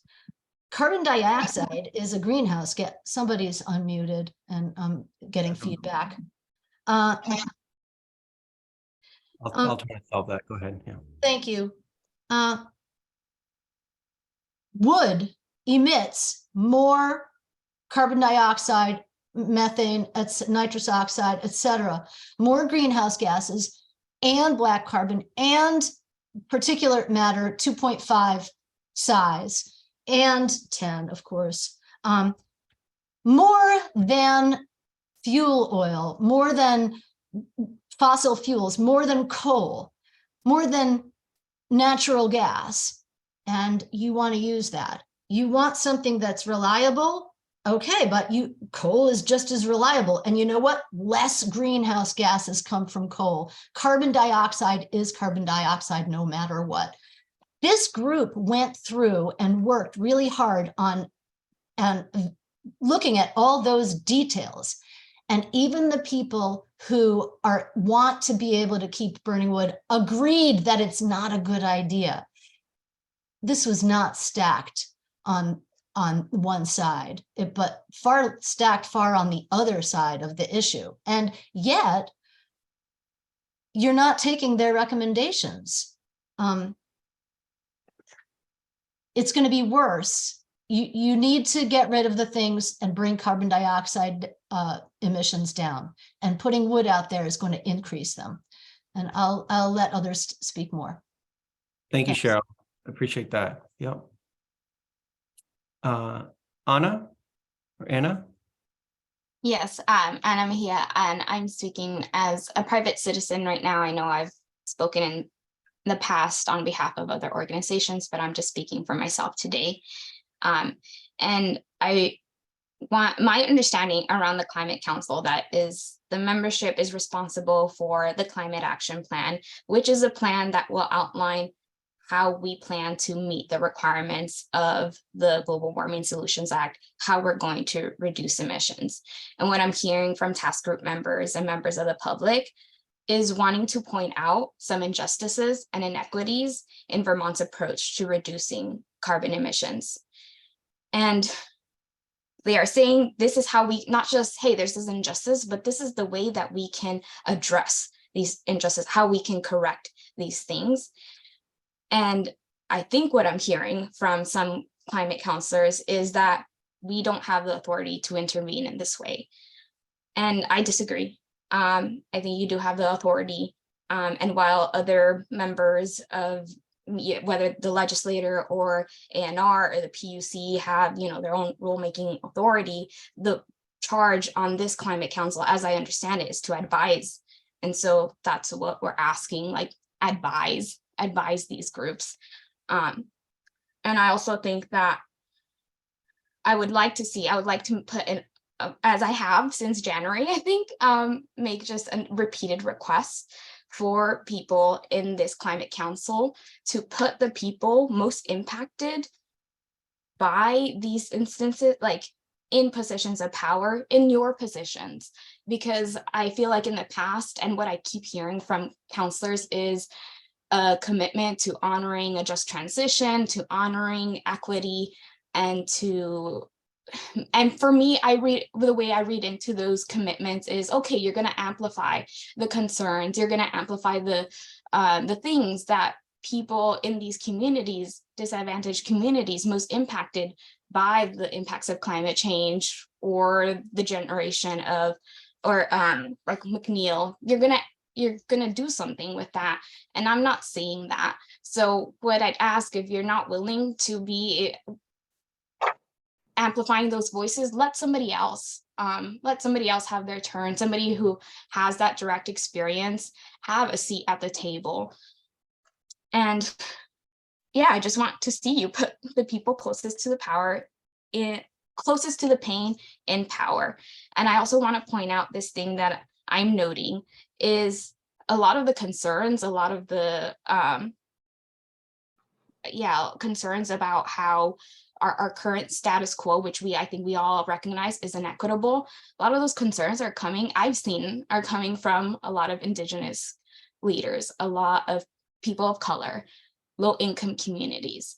And so I want to address it, or want to highlight that people have something to say, and I'm feeling like that is not being honored, particularly by this body. And I'm feeling and I'm hearing a reservation to even address it. So that feels important for me to note. And I will also just end by saying that if you're going to start public comment, if you're going to say you're going to start public comment at 1:40, please try to honor that, as some people can't be here the whole time. Thank you. Thank you, Hannah. Thank you for those comments. Tim Johnson, please go ahead. Hang on one second, you're still on mute.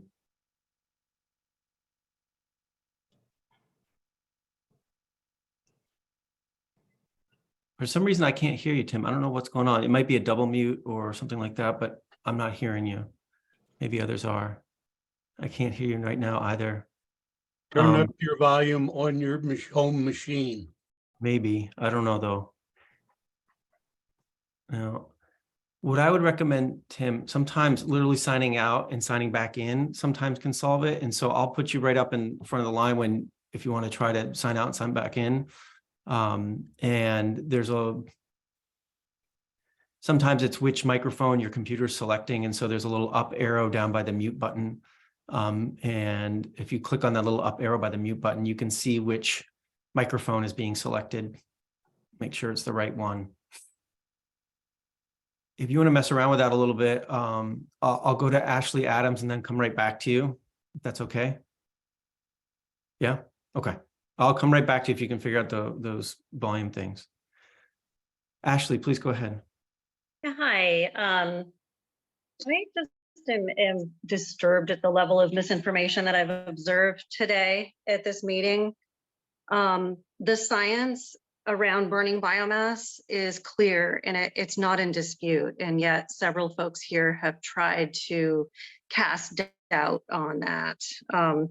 Burning biomass emits more CO2 even than coal. It harms biodiversity. It eliminates the very trees that we rely on to absorb CO2 and to support biodiversity, to provide us with clean air and clean water. So the casting doubt on this is just absurd to me.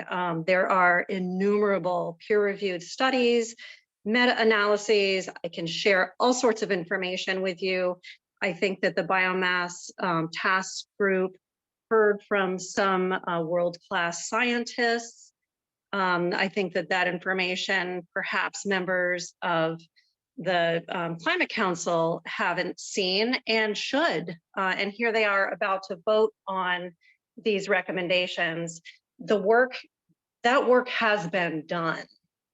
and to cast doubt on that work and to consider sort of tossing aside the work that the Climate Council tasked the biomass task group with is just is also just absurd to me, and it's really disturbing.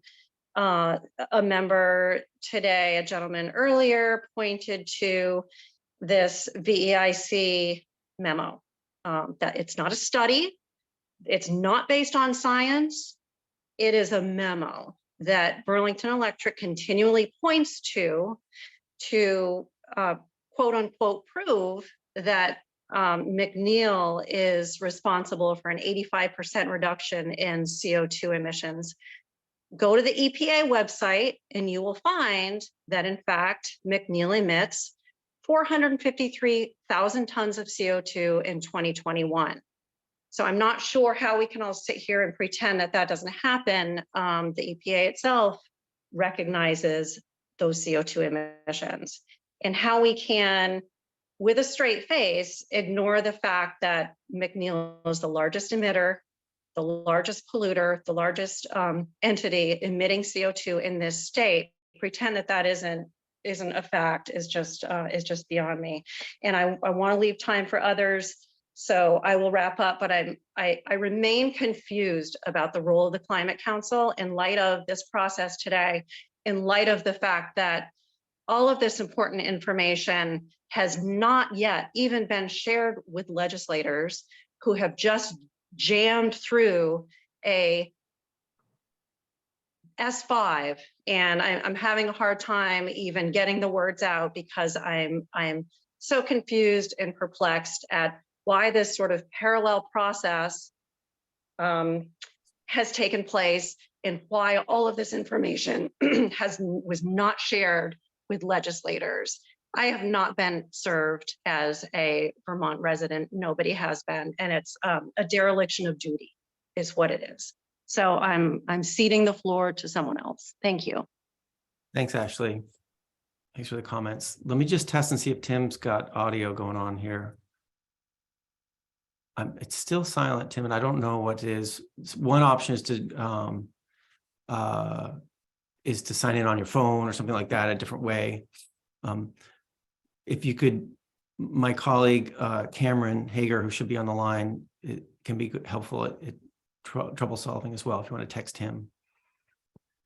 I'm going to come back to you, Tim, but keep trying. It's an issue with your microphone, and which microphone's being used. Pike Porter's up next. Pike.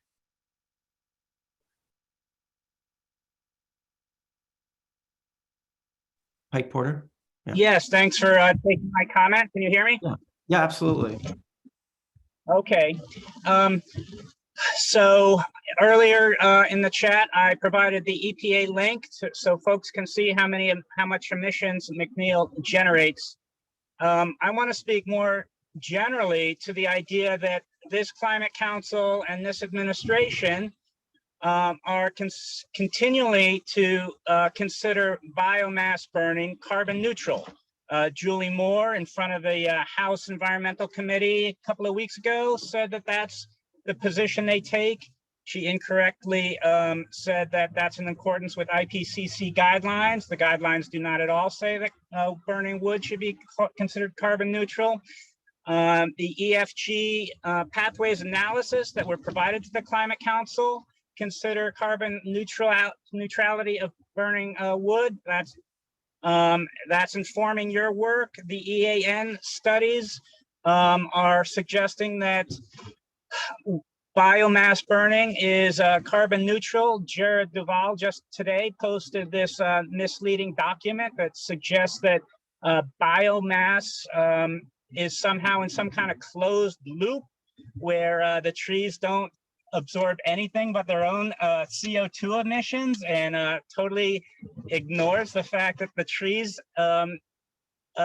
absorb all kinds of CO2, and that's exactly why we shouldn't be burning them. McNeil burns about 15,000 acres a year of woody biomass, according to PUC reports. That's 400,000 tons of trees. And this climate council and this administration is doing study after study while policy and decisions are being made on the fact that burning wood is.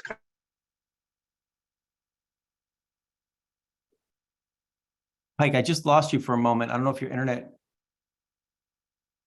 glitched, but for the last 10, 15 seconds, we haven't been able to hear you.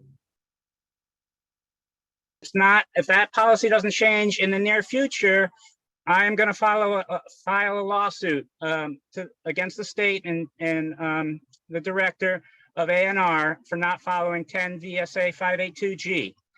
Thank you. Okay. Thank you, Pike.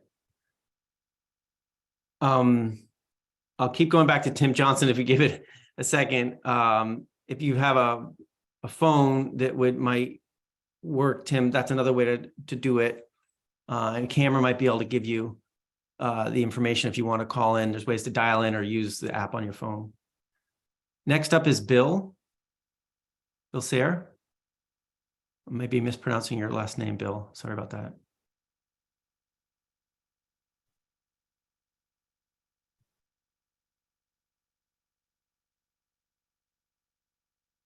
Oh, you got it right. Thank you, David. Hi, Bill. Thanks. I appreciate and recognize that there's a wide range of views on many of the questions you're discussing today. And I also respect that the people who hold those views feel quite strongly about them. Some of them are ones with which I disagree based on many decades of experience. And let me just give a couple of examples of some perspective that I think might lead to a different conclusion. If we have a blackout because of unreliable sources of electricity, that's going to affect people's health too. If we look at the effect in the woods, and we have a different view on this than some, I believe it's important to remember that we grow about twice as much forest measured in volume of wood product, of fibrous product, as we harvest, twice as much. And the best estimates on how much our forest absorbs of the carbon dioxide is about 60%, not just of what various wood burners produce, but of what we all produce in Vermont, at home, on the road, or at work. And it could be much higher. So here's my point. If we reduce a market that's very important for the sound management of our forests, which is to remove the low-grade materials and to enhance and concentrate growth on better materials. If we lose the market for the low-grade materials, which I believe would be a consequence of premature, of shutting down either or both of our wood energy plants, then that's going to affect the ownership patterns of the forest, the management of it, and the economic viability of those who earn their living harvesting it. And if the result is that there's the result of that very easily could be slower absorption of carbon dioxide in the woods, not faster, especially if that land turns to development. And so I think this is an immensely complex question that you're taking up, and it has all types and kinds of unintended consequences if you reach a premature conclusion. So feels from my reading of the document recommendations that you're prejudging the two wood energy plants. And that's a mistake because we're underestimating the immense positive contribution they make, not just to our economy, not just to reliability, but actually to reducing or slowing the growth, possibly even reducing carbon dioxide concentrations in the atmosphere. Thank you. Thank you, Bill. Thank you so much. Okay. Again, I always pause for Tim. If you want to give it a try. No, you're still on mute. I see you're getting help. That's good. Catherine Bach, you're up next.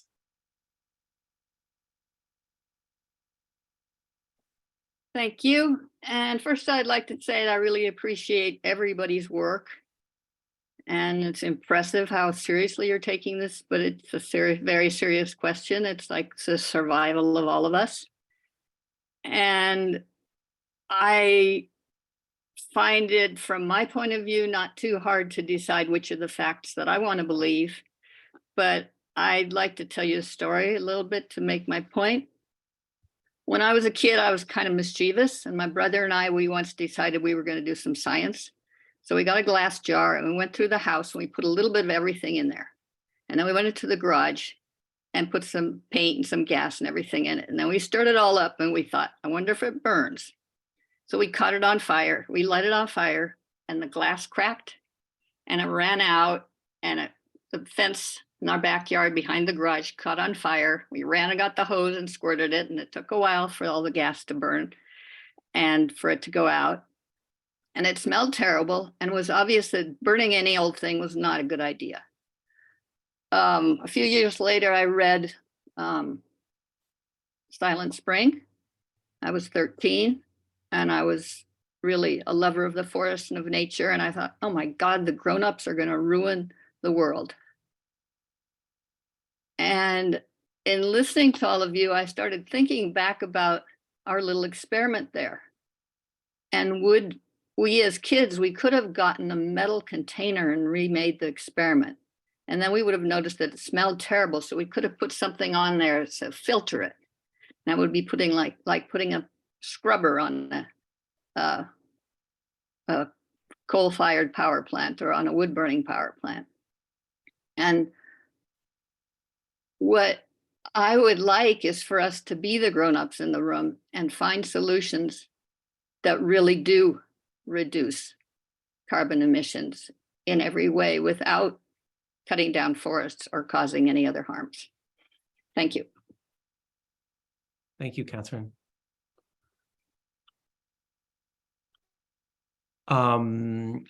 Zach Porter, go ahead, please.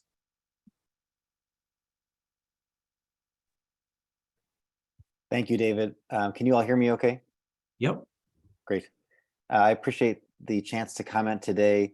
I've participated in many agriculture and ecosystem subcommittee meetings and biomass task group meetings over the last several years, as have, of course, many of the other people who have commented today. And as tempting as it is to talk about the facts of biomass electricity, I think what I want to share here is potentially an option to move this forward as quickly as possible, again, based on what I believe were the recommendations in the Climate Action Plan, and that the Agriculture and Ecosystem Subcommittee had discussed at length, which was to move on from biomass electricity, large-scale biomass, that this body has kind of paused and punted on for a long time now. And today I'm hearing that desire to pause and punt again. And what I heard from a number of members of the council here today was that there is concern about weighing in on a specific energy generation source, that would set a bad precedent. I believe I heard that from several members of the council, that this is somewhat of a hang up for voting today. And my recommendation would be then simply remove reference to McNeil and Rygate, because the intent here is to look at biomass electricity. And it it shouldn't matter whether those are named or not in this vote that's happening today on this memo. The point is that it's time to move forward, and that, like Judy said, additional planning is honestly feels like a waste of time and resources after the task group has already heard from so many experts over the last year, and the Ag and Ecosystem Subcommittee before that. So my recommendation would be, based on what I'm hearing, let's make it less specific. Let's make it about biomass electricity, and let's move this memo forward with the vote today and start the phase out, because if we don't set that goal to phase it out, we won't get there. We don't need to know how we're going to replace it, any of that today. But just like the Global Warming Solutions Act did by setting a goal for carbon emissions reduction, if we don't set that target, we're not going to move in the right direction. So the opportunity today is to get this process rolling. And my recommendation would be to remove the specific reference to McNeil and Rygate if that is a hangup for again, this vote moving forward as quickly as possible. Thank you. I appreciate the chance to comment. Thanks, Zach. Okay. I'm just doing a quick check-in on Tim Johnson and your audio, if we're doing any better there.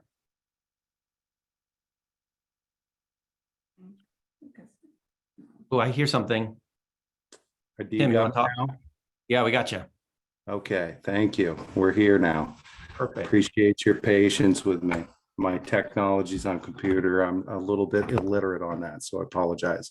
Made it work. So this impacts me and my family directly and a lot in my industry. I am a biomass producer, and I'd like to give a different perspective that I don't think has been considered here. I missed some of the comments when Bill Sayre was talking and stuff. So if he's gone over some of them points, just call this a reiteration. I guess I would state that, ours is a renewable resource.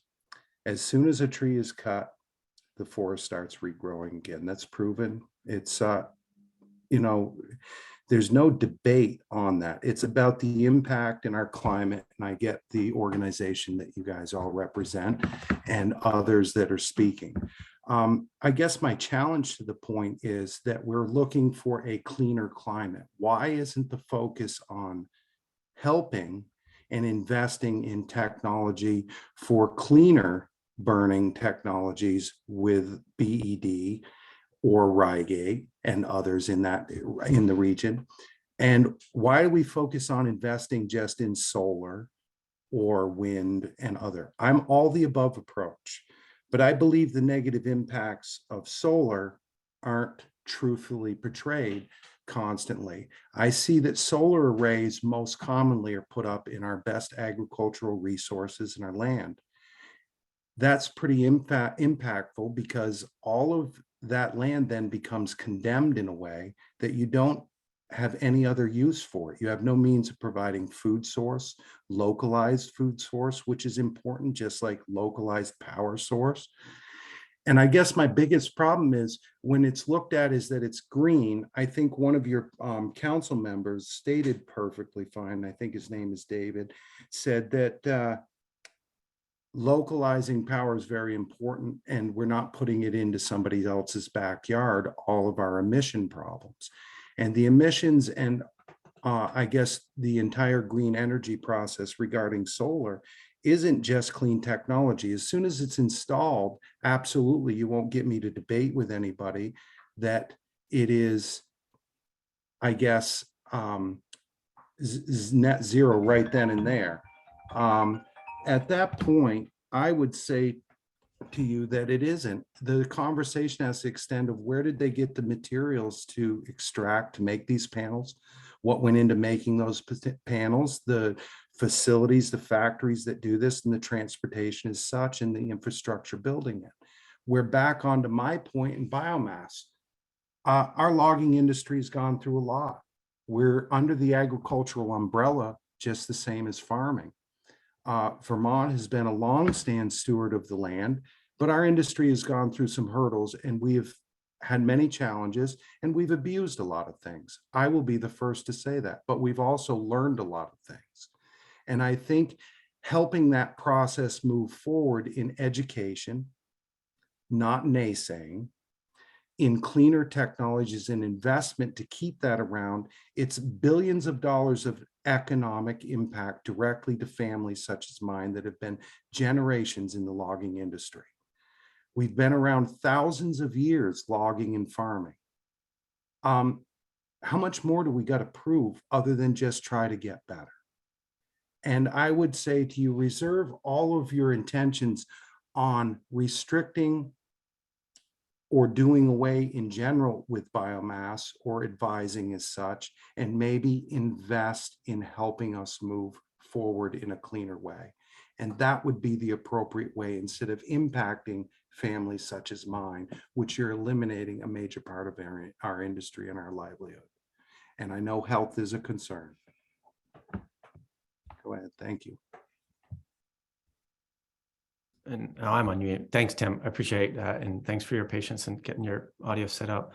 I've got 3 more hands. Harris, you're up next, please. Hello. First, thank you to the council for all the work you've done. I know it's been a heavy lift, and full disclosure, me and Richard Coward go way back on the Calais Conservation Commission. So,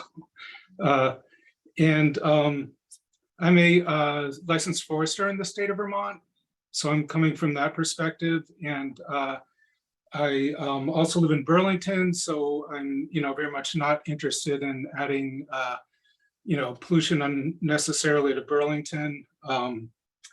But I don't know. I think it's important to add the perspective of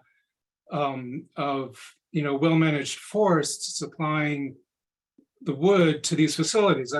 I've sent plenty of wood to McNeil. I've sent plenty of wood to Rygate. These are on properties that have a management plan that have been approved in advance by the county foresters and by the plants themselves, and and myself, who just wants to do good management on these properties. I think it's a very different perspective from what one of the council members said, beating up the forest a bit. I don't see it that way. There's a lot that can be done to increase the sequestration of carbon. Young forests pull carbon out of the air faster than old forests, and we need to make that happen. Or to store more carbon. The older forests store more carbon than the younger ones, so we need that too. We need all that on the landscape. There's a lot of management that can be done to, increase carbon on a property, and as well as wildlife and recreation and all the other goals that a landowner might have, timber quality, all of that. So I do see it as a resource to be managed. I don't think 100% of the forest should be managed.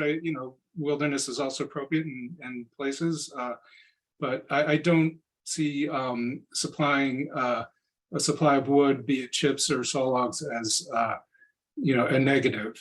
I think it's a positive for the forest. I think 100 years from now, people are going to look at the forests that have been well managed and say, wow, someone really did a good job here. Another thing I wanted to say is that I have not heard any discussion about the district heat system that McNeil is going forward with. That is in the Act 250 process, so it's not a done deal yet, but it is moving forward.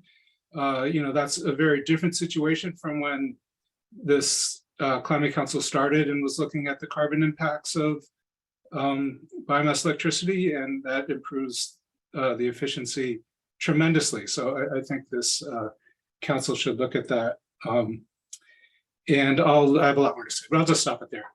Thank you, Harris. Appreciate that. And thanks for those comments. Okay. Next up is Fred.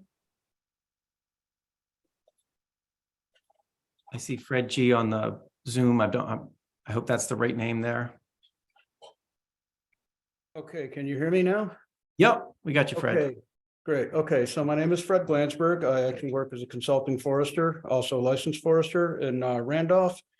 And I guess I'd like to reiterate a little of what Harris said about that older forests certainly store more carbon, but younger forests sequester more carbon. We certainly I've certainly recognized the importance of forest and sound forest practices on carbon, climate change and reducing atmospheric CO2. One thing we are hearing a lot about now is it is extremely important to maintain a diversity of age classes within the forest. And in order to do that, that involves making some openings in the forest, generally between a quarter of an acre and 2 acres. And we certainly should be removing a great deal of the declining timber, the timber that is not growing vigorously, and allowing some resilient species to establish. It's been extremely important to me to have the biomass market has been a reliable low-grade market, which is necessary to do the proper forest management that we do. I guess that's my comment. Thanks, Fred. I appreciate you commenting today. Okay, I've got one more up. Kyle, you're up next. Good afternoon. I'm Kyle. I'm at Rygate Power Plant, and just wanted to share my insight as a local, born and raised here in the Northeast Kingdom. As someone mentioned, we're out here in the boonies. I appreciate what everyone says. I lost my grandmother to pulmonary fibrosis, so I can respect the lung issues. But I also can respect the families of the wood vendors that provide us wood and their income. I can respect the employees of us here at Rygate. Help us with efficiency, let us be more efficient. My first concern would be the loss of power. As we go to the clean heat standard in Vermont, there will be more wood burning, more firewood used, and additional wood that, what will we do with it? A clean heat standard will increase electricity use, as well as electric vehicles. And if we start by phasing out a power plant while we're increasing electric use, I don't see it. I personally believe that, help us be more efficient. We're reducing fossil fuels with a clean heat standard. I worked in the energy field in propane and oil, so great, let's reduce that. That is increasing wood, burning wood on that side. I think the jobs are very important, but I think emissions are too. Just because I work here doesn't mean that emissions don't mean anything to me. They mean the world to me, and I just think we're very essential. And give us ideas, help us any way you can. Thank you, Kyle. Appreciate that. Okay. I'm not seeing additional hands.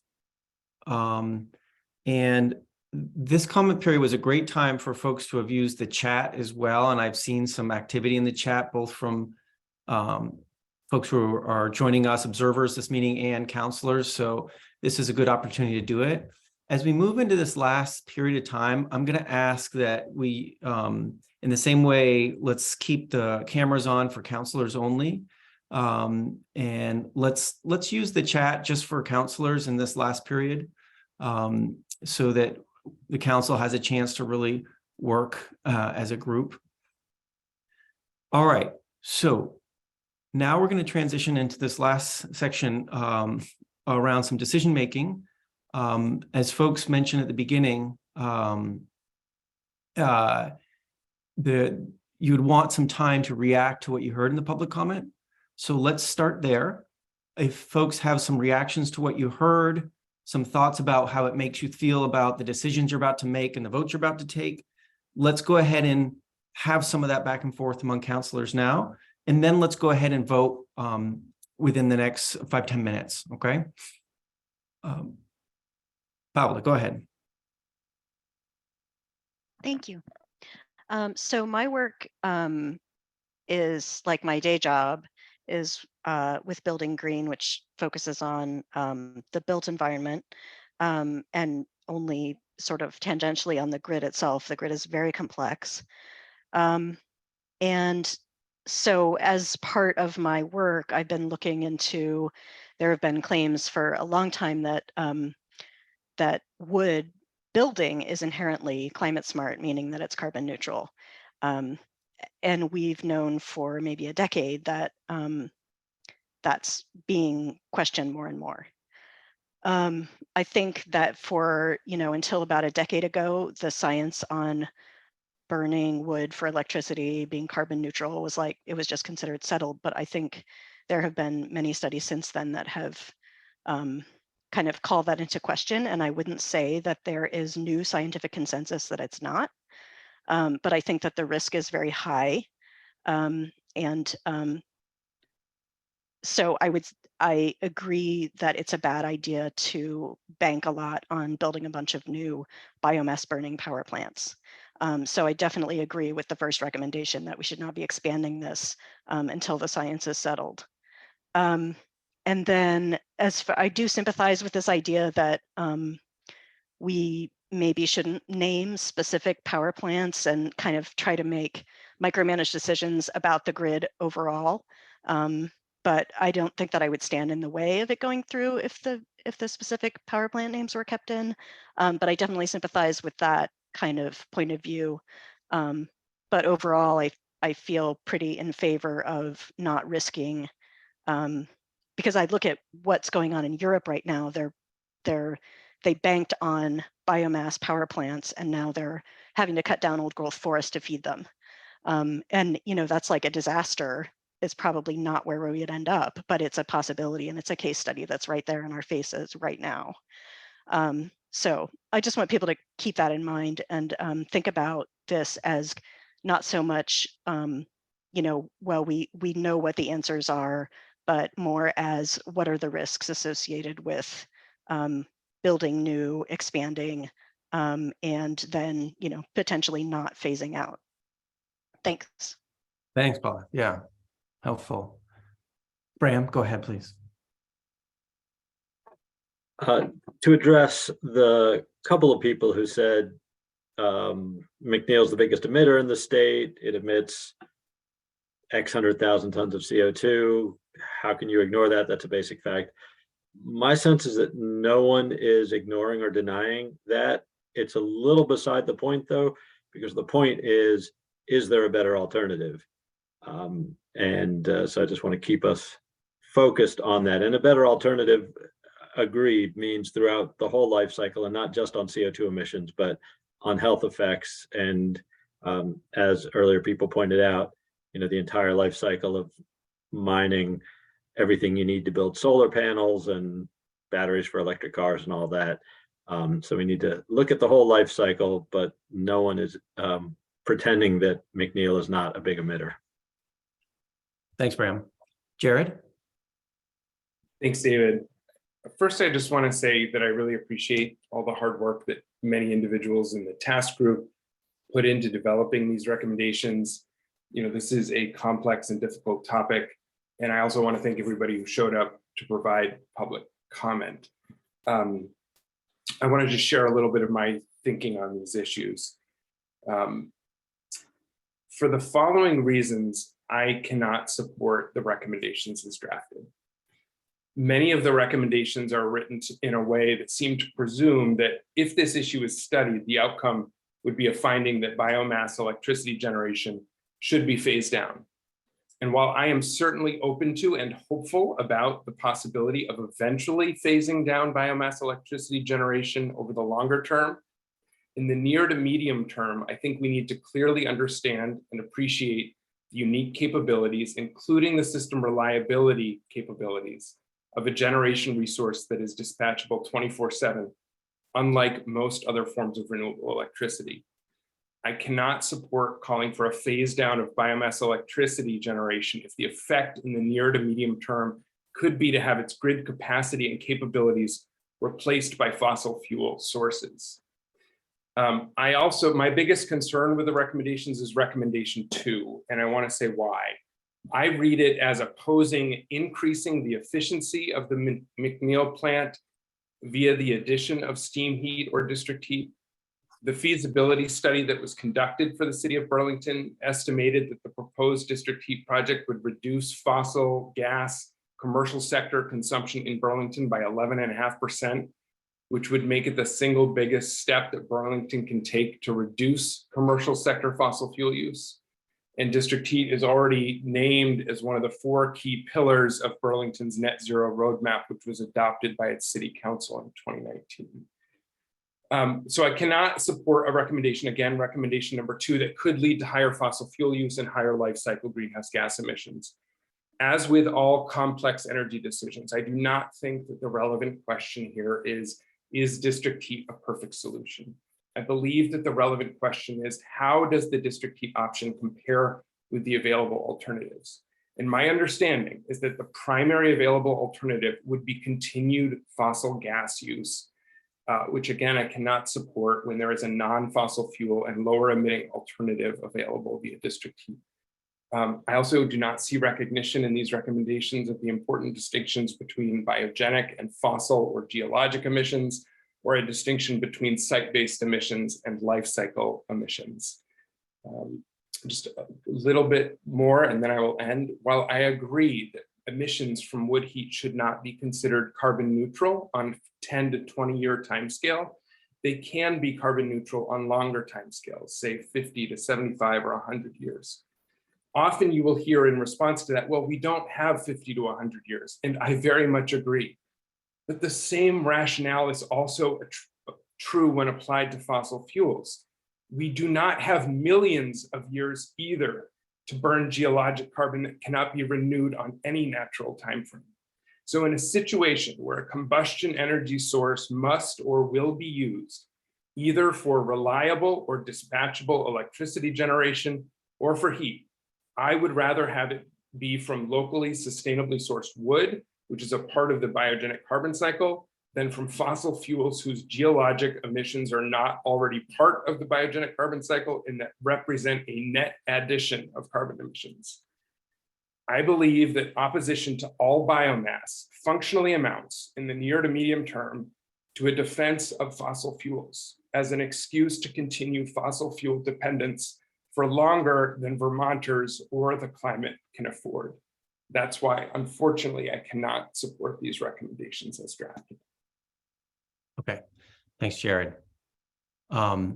Sue and then David, and then let's really start thinking about this moment of making some decisions. Sue, go ahead, please. Well, I don't have new ideas, but just an affirmation that I am not comfortable supporting these recommendations, and to really affirm how the respect I want to offer to the lots of work that's gone on, and the frustration that I hear, and the anger and almost hostility that I also hear. And I especially am concerned about health consequences. I want to learn more about that. I feel like where I sit, I am super concerned about our role in the grid and the role of this plant within the grid, and the impact of reliability, and how, from a social justice standpoint, which I know is sort of the role I'm meant to try to articulate, like what happens if there's a blackout and we're not only importing fossil fuels, but we are increasing costs on the very folks we're concerned about. I'm very worried about the jobs in the rural forestry sector. I mean, this is an enormous job component to our economy, and I understand, at least I've heard, and I am not an expert, but of the many co-benefits of that sustainable forestry, even for not just forest health, but the renewing additional wood and trees. I am concerned about the role that the authority we do or don't have as this body to make a direct decision around a significant electric generating source. The reason that both the ANR and the Public Utilities Commission have very complex regulatory structures is that this is a complex system.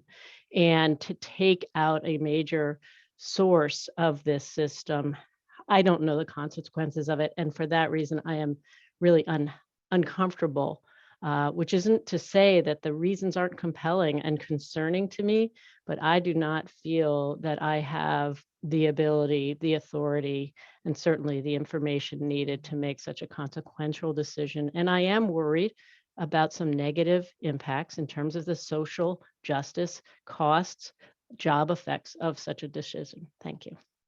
Thanks, Sue. Okay.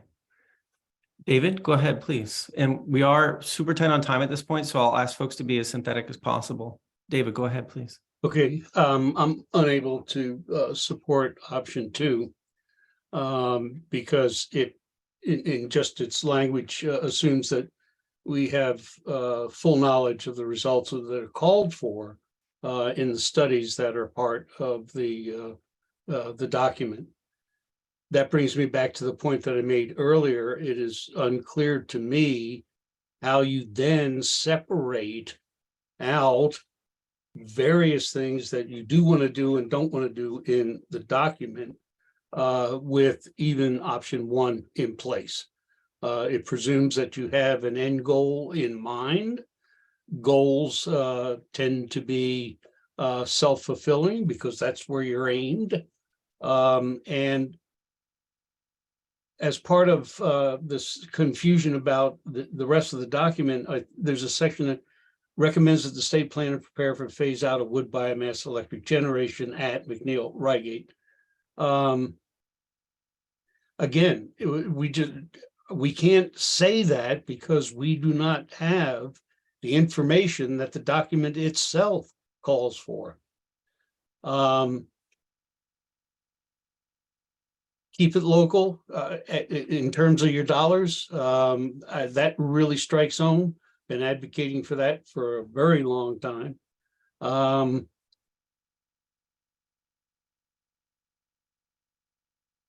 And I would argue that we have some larger issues that we might spend our time on and have more impact, like in sharpening the transportation recommendations, beginning to talk about development patterns as a serious topic of interest to this council. Weatherization, price signals through taxing fossil fuels and investing those monies in improving existing power sources and improvement and replacement of wood, home wood heat. And then, of course, there's always carbon storage. And I just want to say, as negative as I've been about this, I still appreciate the work of the committee, and I'll work with any group of council members to put together an alternative biomass plan to the one in front of us today. Okay, thanks, David. Julie Moore. Thanks. I'll be really brief. I just wanted to indicate up front that I will not support the recommendations that are in front of us today. I'm concerned that it prejudges the outcomes from the life cycle analysis we have underway. Appreciating that the task group may not like to hear that we need the results of a study to inform this work. I feel very strongly that was a thoughtfully crafted proposal with input from a number of different council subcommittees, and the information that I expect to receive back as a result of that contract, I see as essential to a number of the questions, and very much, I think, to the point that David just raised, would struggle to think about how to retool some of these recommendations absent that information, having that information available to us. Okay. All right. So what I suggest we do, and thanks everyone for these comments. And I know it may feel premature, but I think it is time. Let's just do two votes. And as I mentioned at the top, the first vote is about the option 1 versus option 2. Now, if you don't like, if you're not very comfortable with the whole package, you can do one of two things. You can choose which one of those you would prefer should the whole package pass, or you can simply abstain and not do anything. I'll leave it to you all to decide what you want to do there. But you're welcome. I wouldn't treat anybody's answer to this first question about option 1, option 2 as a signal of your support of the overall package. Those are independent questions. I'm sorry, David. I've got to tease that apart. Voting on option 1, option 2. All right, first off, what if you don't vote? What does that mean? Does that mean you don't support either? You don't support the whole package? You don't support option 2, or option 1? It means you abstain. The implications are, for something, the decision-making criteria that were set by your mandate here in this group is you need a majority of those present for something to pass. And so the only implication is whether there's a majority of those present for something to pass. That's all it means. You can feel free to abstain or vote for the one should there be a support for the overall package, vote for the version you'd most like to see there. So I can't. There's no chance of changing the motion to that the report should not in fact go forward. And Well, then that's the second vote. That's the second vote. Yeah, but I'm saying you can't. I'm not sure you can get there with the way this is set up. Sorry. It's possible, but what we talked about at the top of the meeting is at least finding if the document goes forward, which of these two things folks would most like to see in it, and then have a chance to say yes to the whole document with that option 1 or option 2 in it, and you're free to say yes or no, or abstain. So my recommendation is that we try and see how it goes. Because I worry we'll spend a fair amount of time talking about process as opposed to just going ahead and expressing that. Rich? David, can't you just say that the first vote is a straw vote, and then the second vote would be the The actual vote? Sure. You mean call it a straw vote as has a lesser importance, but we're just trying to figure out what to put in the document that we would be making a vote on? Yeah, sure. Why wouldn't we reverse the order of the vote? Vote Right. on the document as a whole first. But there's two options in the document, so it's kind of hard to vote on it because you don't know actually what you're voting on.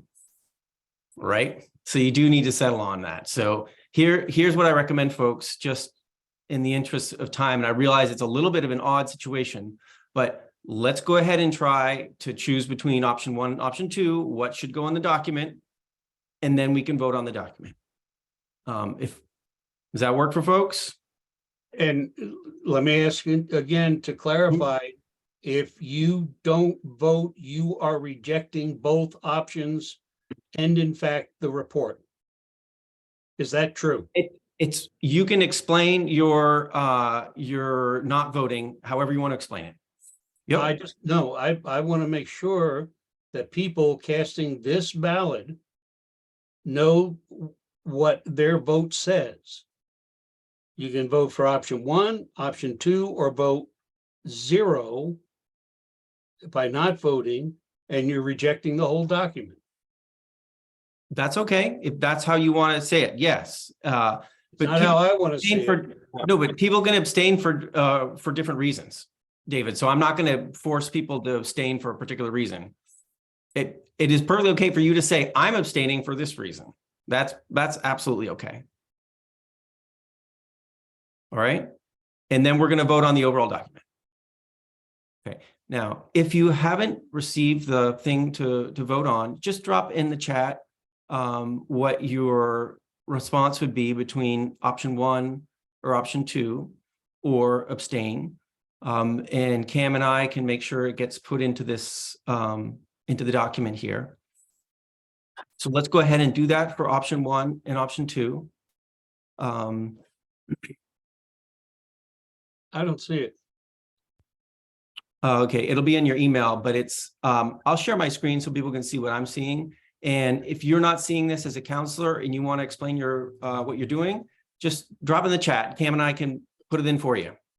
I just want to make it as easy as possible. Right. Yeah, no, by not seeing it, I meant I have no email. Okay. I received an email. Okay, so you can just drop in the chat or tell me verbally what you would like to put in this on this vote. Okay. Okay, so feel free to do that now or let us know now. David, the email came at 1:54, in case you're looking at the top of your email.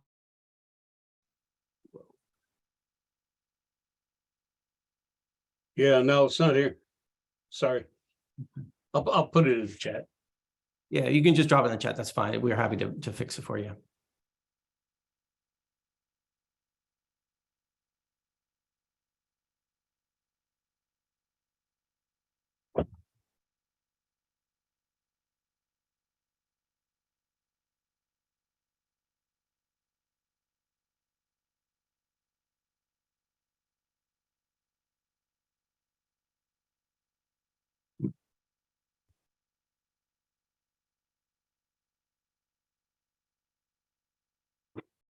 So, Okay, so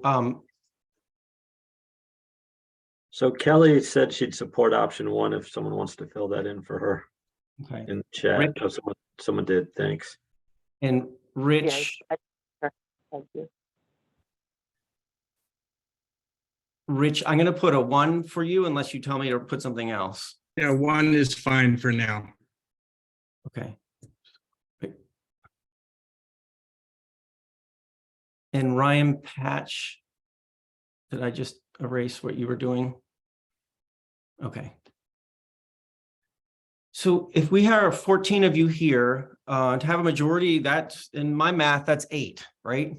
And so because of the large number of abstentions, neither option is creating enough support, which is a signal for what will happen in our second vote. So I'm just, we don't have a particular option to put in this second vote, which is the package. But what I am hearing by the way this vote happened is that there's going to be a lot of concerns in this second one. And so if we were to do a vote of the second one, I'm not quite sure what to say about what you're voting on because you chose neither of those two options. But we can do this second vote on the full package about whether to adopt these recommendations as written. And if somebody has a good idea about how to phrase that, so you know exactly what you're voting for. But right now, what you're voting for is the package is written with an unresolved option 1 and 2 in it. Okay.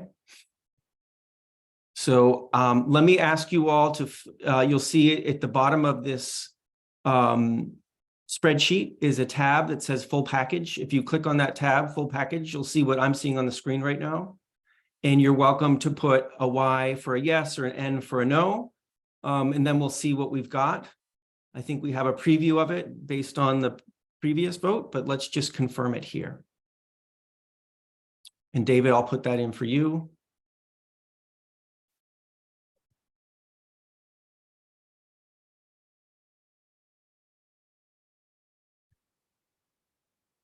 If anybody else needs us to fill it in, just let me know. Okay, Rich, I'll put that in for you.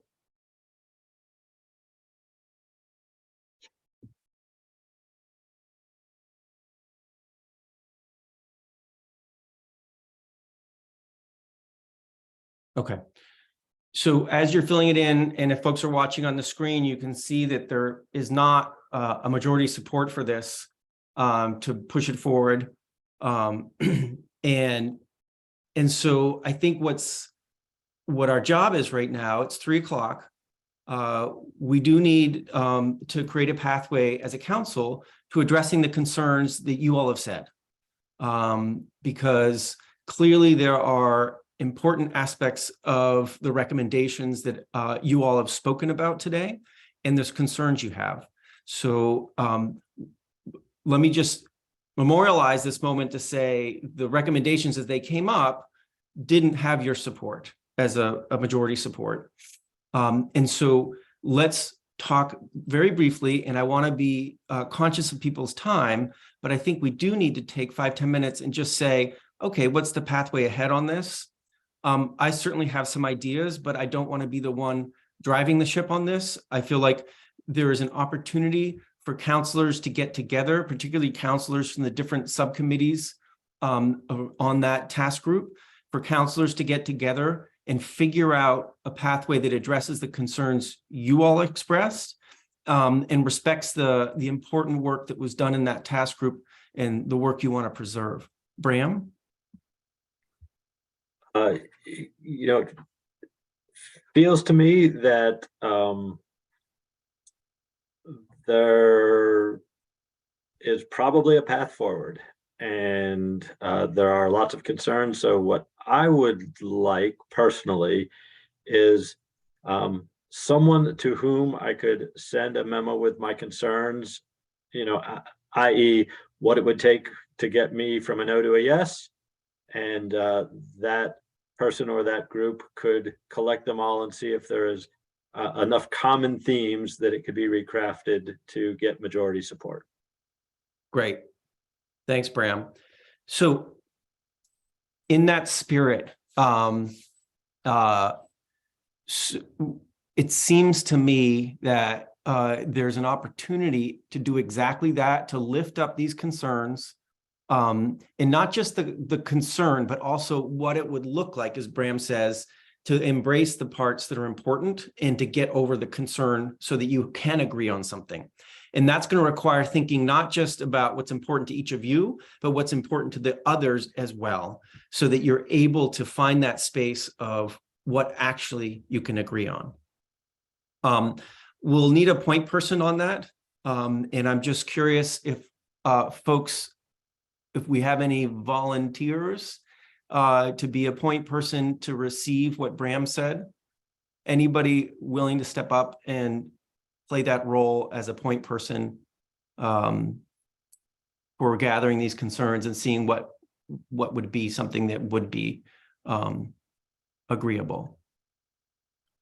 Sort of a new guy, but is that not the staff that's assigned to the council as sort of that repository?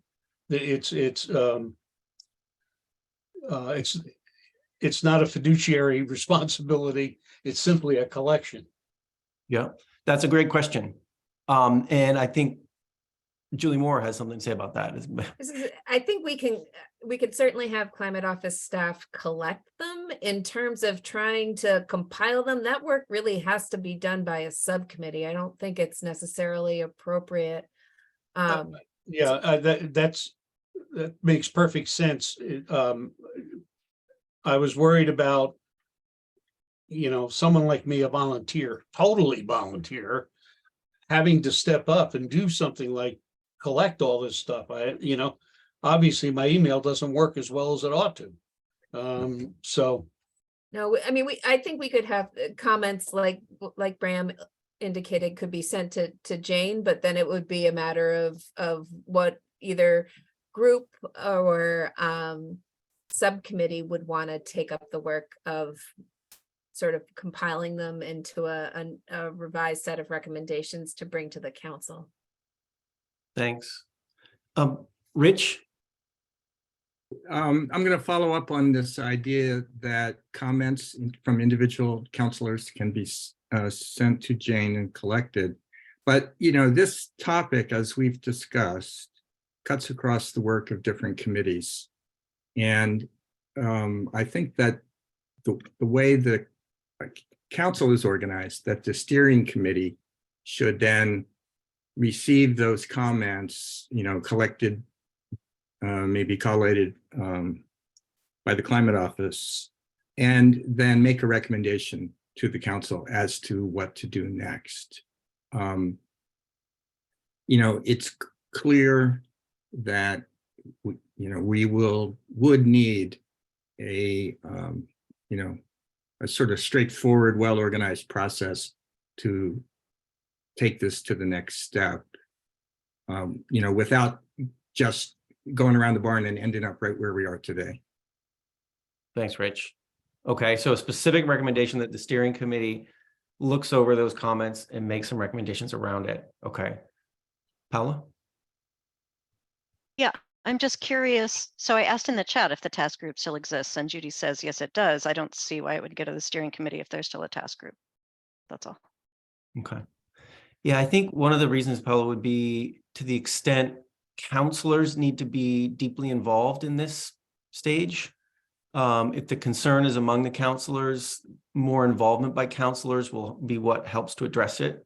So trying to figure out a process that gets counselors directly engaged on this, as opposed to pushing it back to another place. I think that was the idea, Paula, but I'd be interested in your thoughts on that. Well, maybe I'm just confused. I thought the task group was made up of counselors. I mean, I guess there are other stakeholders too, but I mean, does the task group have any counselors on it? It has, I'll need some help with the I think numbers. it's just Liz, which is why she was presenting on Liz, behalf only of the one. task group today. Got it. Okay, I would be in support of that then. Yeah, thanks. The steering committee version, yeah? Yeah, okay.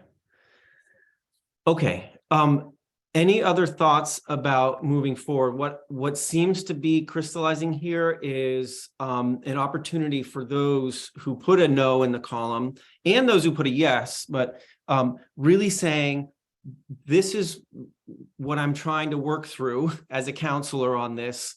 I'd like to be able to say yes, and these are the things that help me say yes, right? So that kind of comment would be very helpful. And then we can collate, the Climate Action Office can collate that, and then work with the steering committee to interpret what that's saying and what the pathway forward is with that. And how to use the biomass task group going forward is part of that decision-making by the steering committee, I think.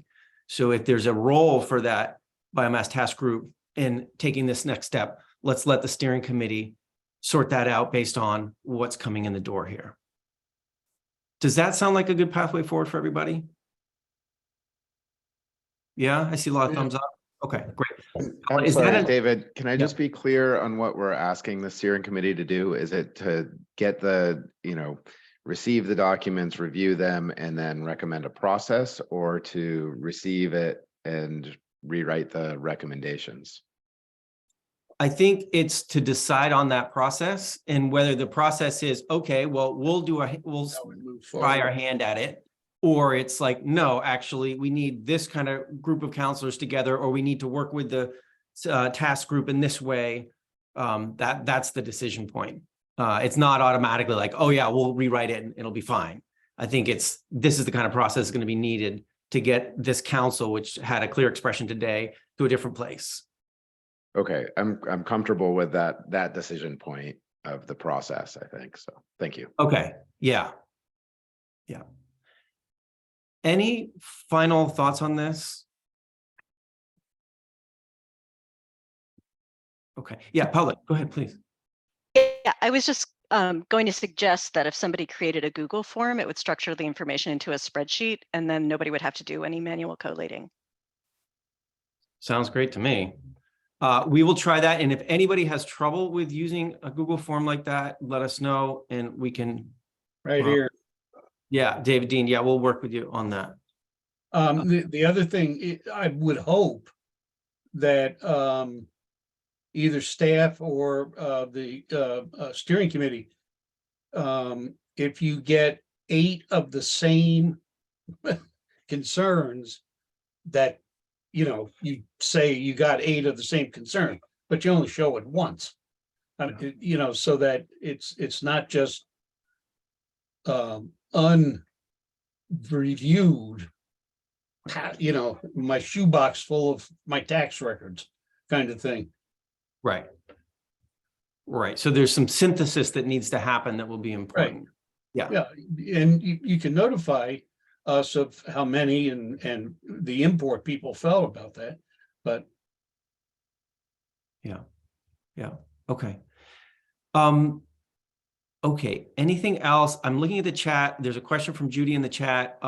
If anybody wants to refer to that, I mean, my sense is what's happening is that the council steering committee needs to settle on a process, and you know, the way different voices and stakeholders are part of that process is part of what the steering committee needs to settle on.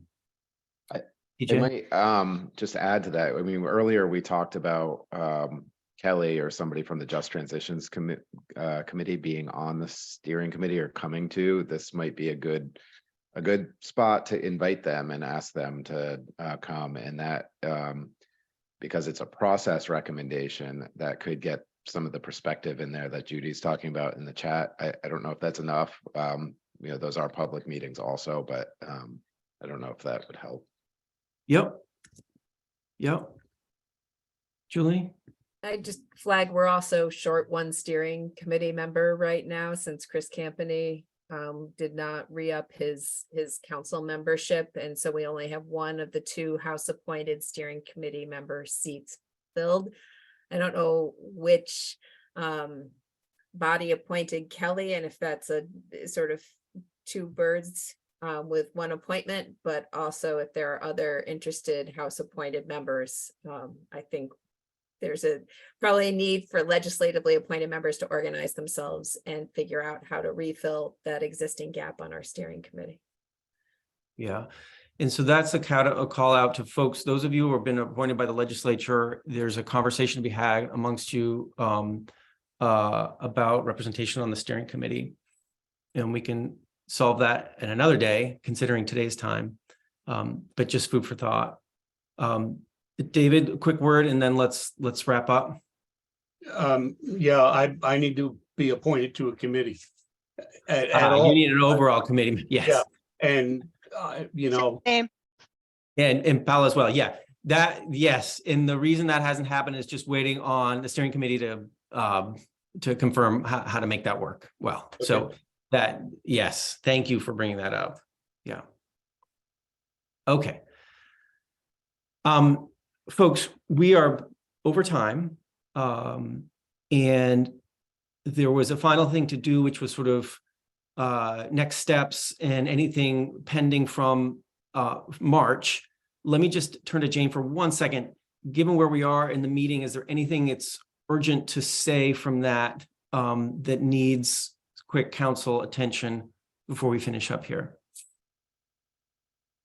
No, I guess I would just encourage folks, the steering committee meeting minutes from the last steering committee meeting really synthesized and talked about next steps. And those are online now. So I would encourage folks to look at those and just appreciate that we'll have to lean into that conversation from next steps with process roadmap and other components at the next council meeting. Yeah. Yeah. Okay. I think that's all we were going to do today. I want to thank everybody for a difficult and important conversation today. I thanks everybody for also staying a little bit late to finish that up. And thanks everybody who joined the meeting and commented from the public today and folks who are observing our meeting today. The next steering committee meeting is not set, but will be set shortly. Is that correct, Jane? The date is not yet set, but will be set shortly. Okay. And the same with the next council meeting. So I think one of these challenges is getting some greater visibility for the rest of the year of the work. And so that these meetings have a higher degree of predictability of this is when they'll be, and this is our rhythm of working. For the moment, stay tuned. And the steering committee will pick up and provide some greater clarity about next steps on all this. All right, I think that's it, folks. Thanks, everybody. Really appreciate today's time. Thanks, everyone. Have a good afternoon. Thank you. Bye-bye, everybody. Bye. Bye.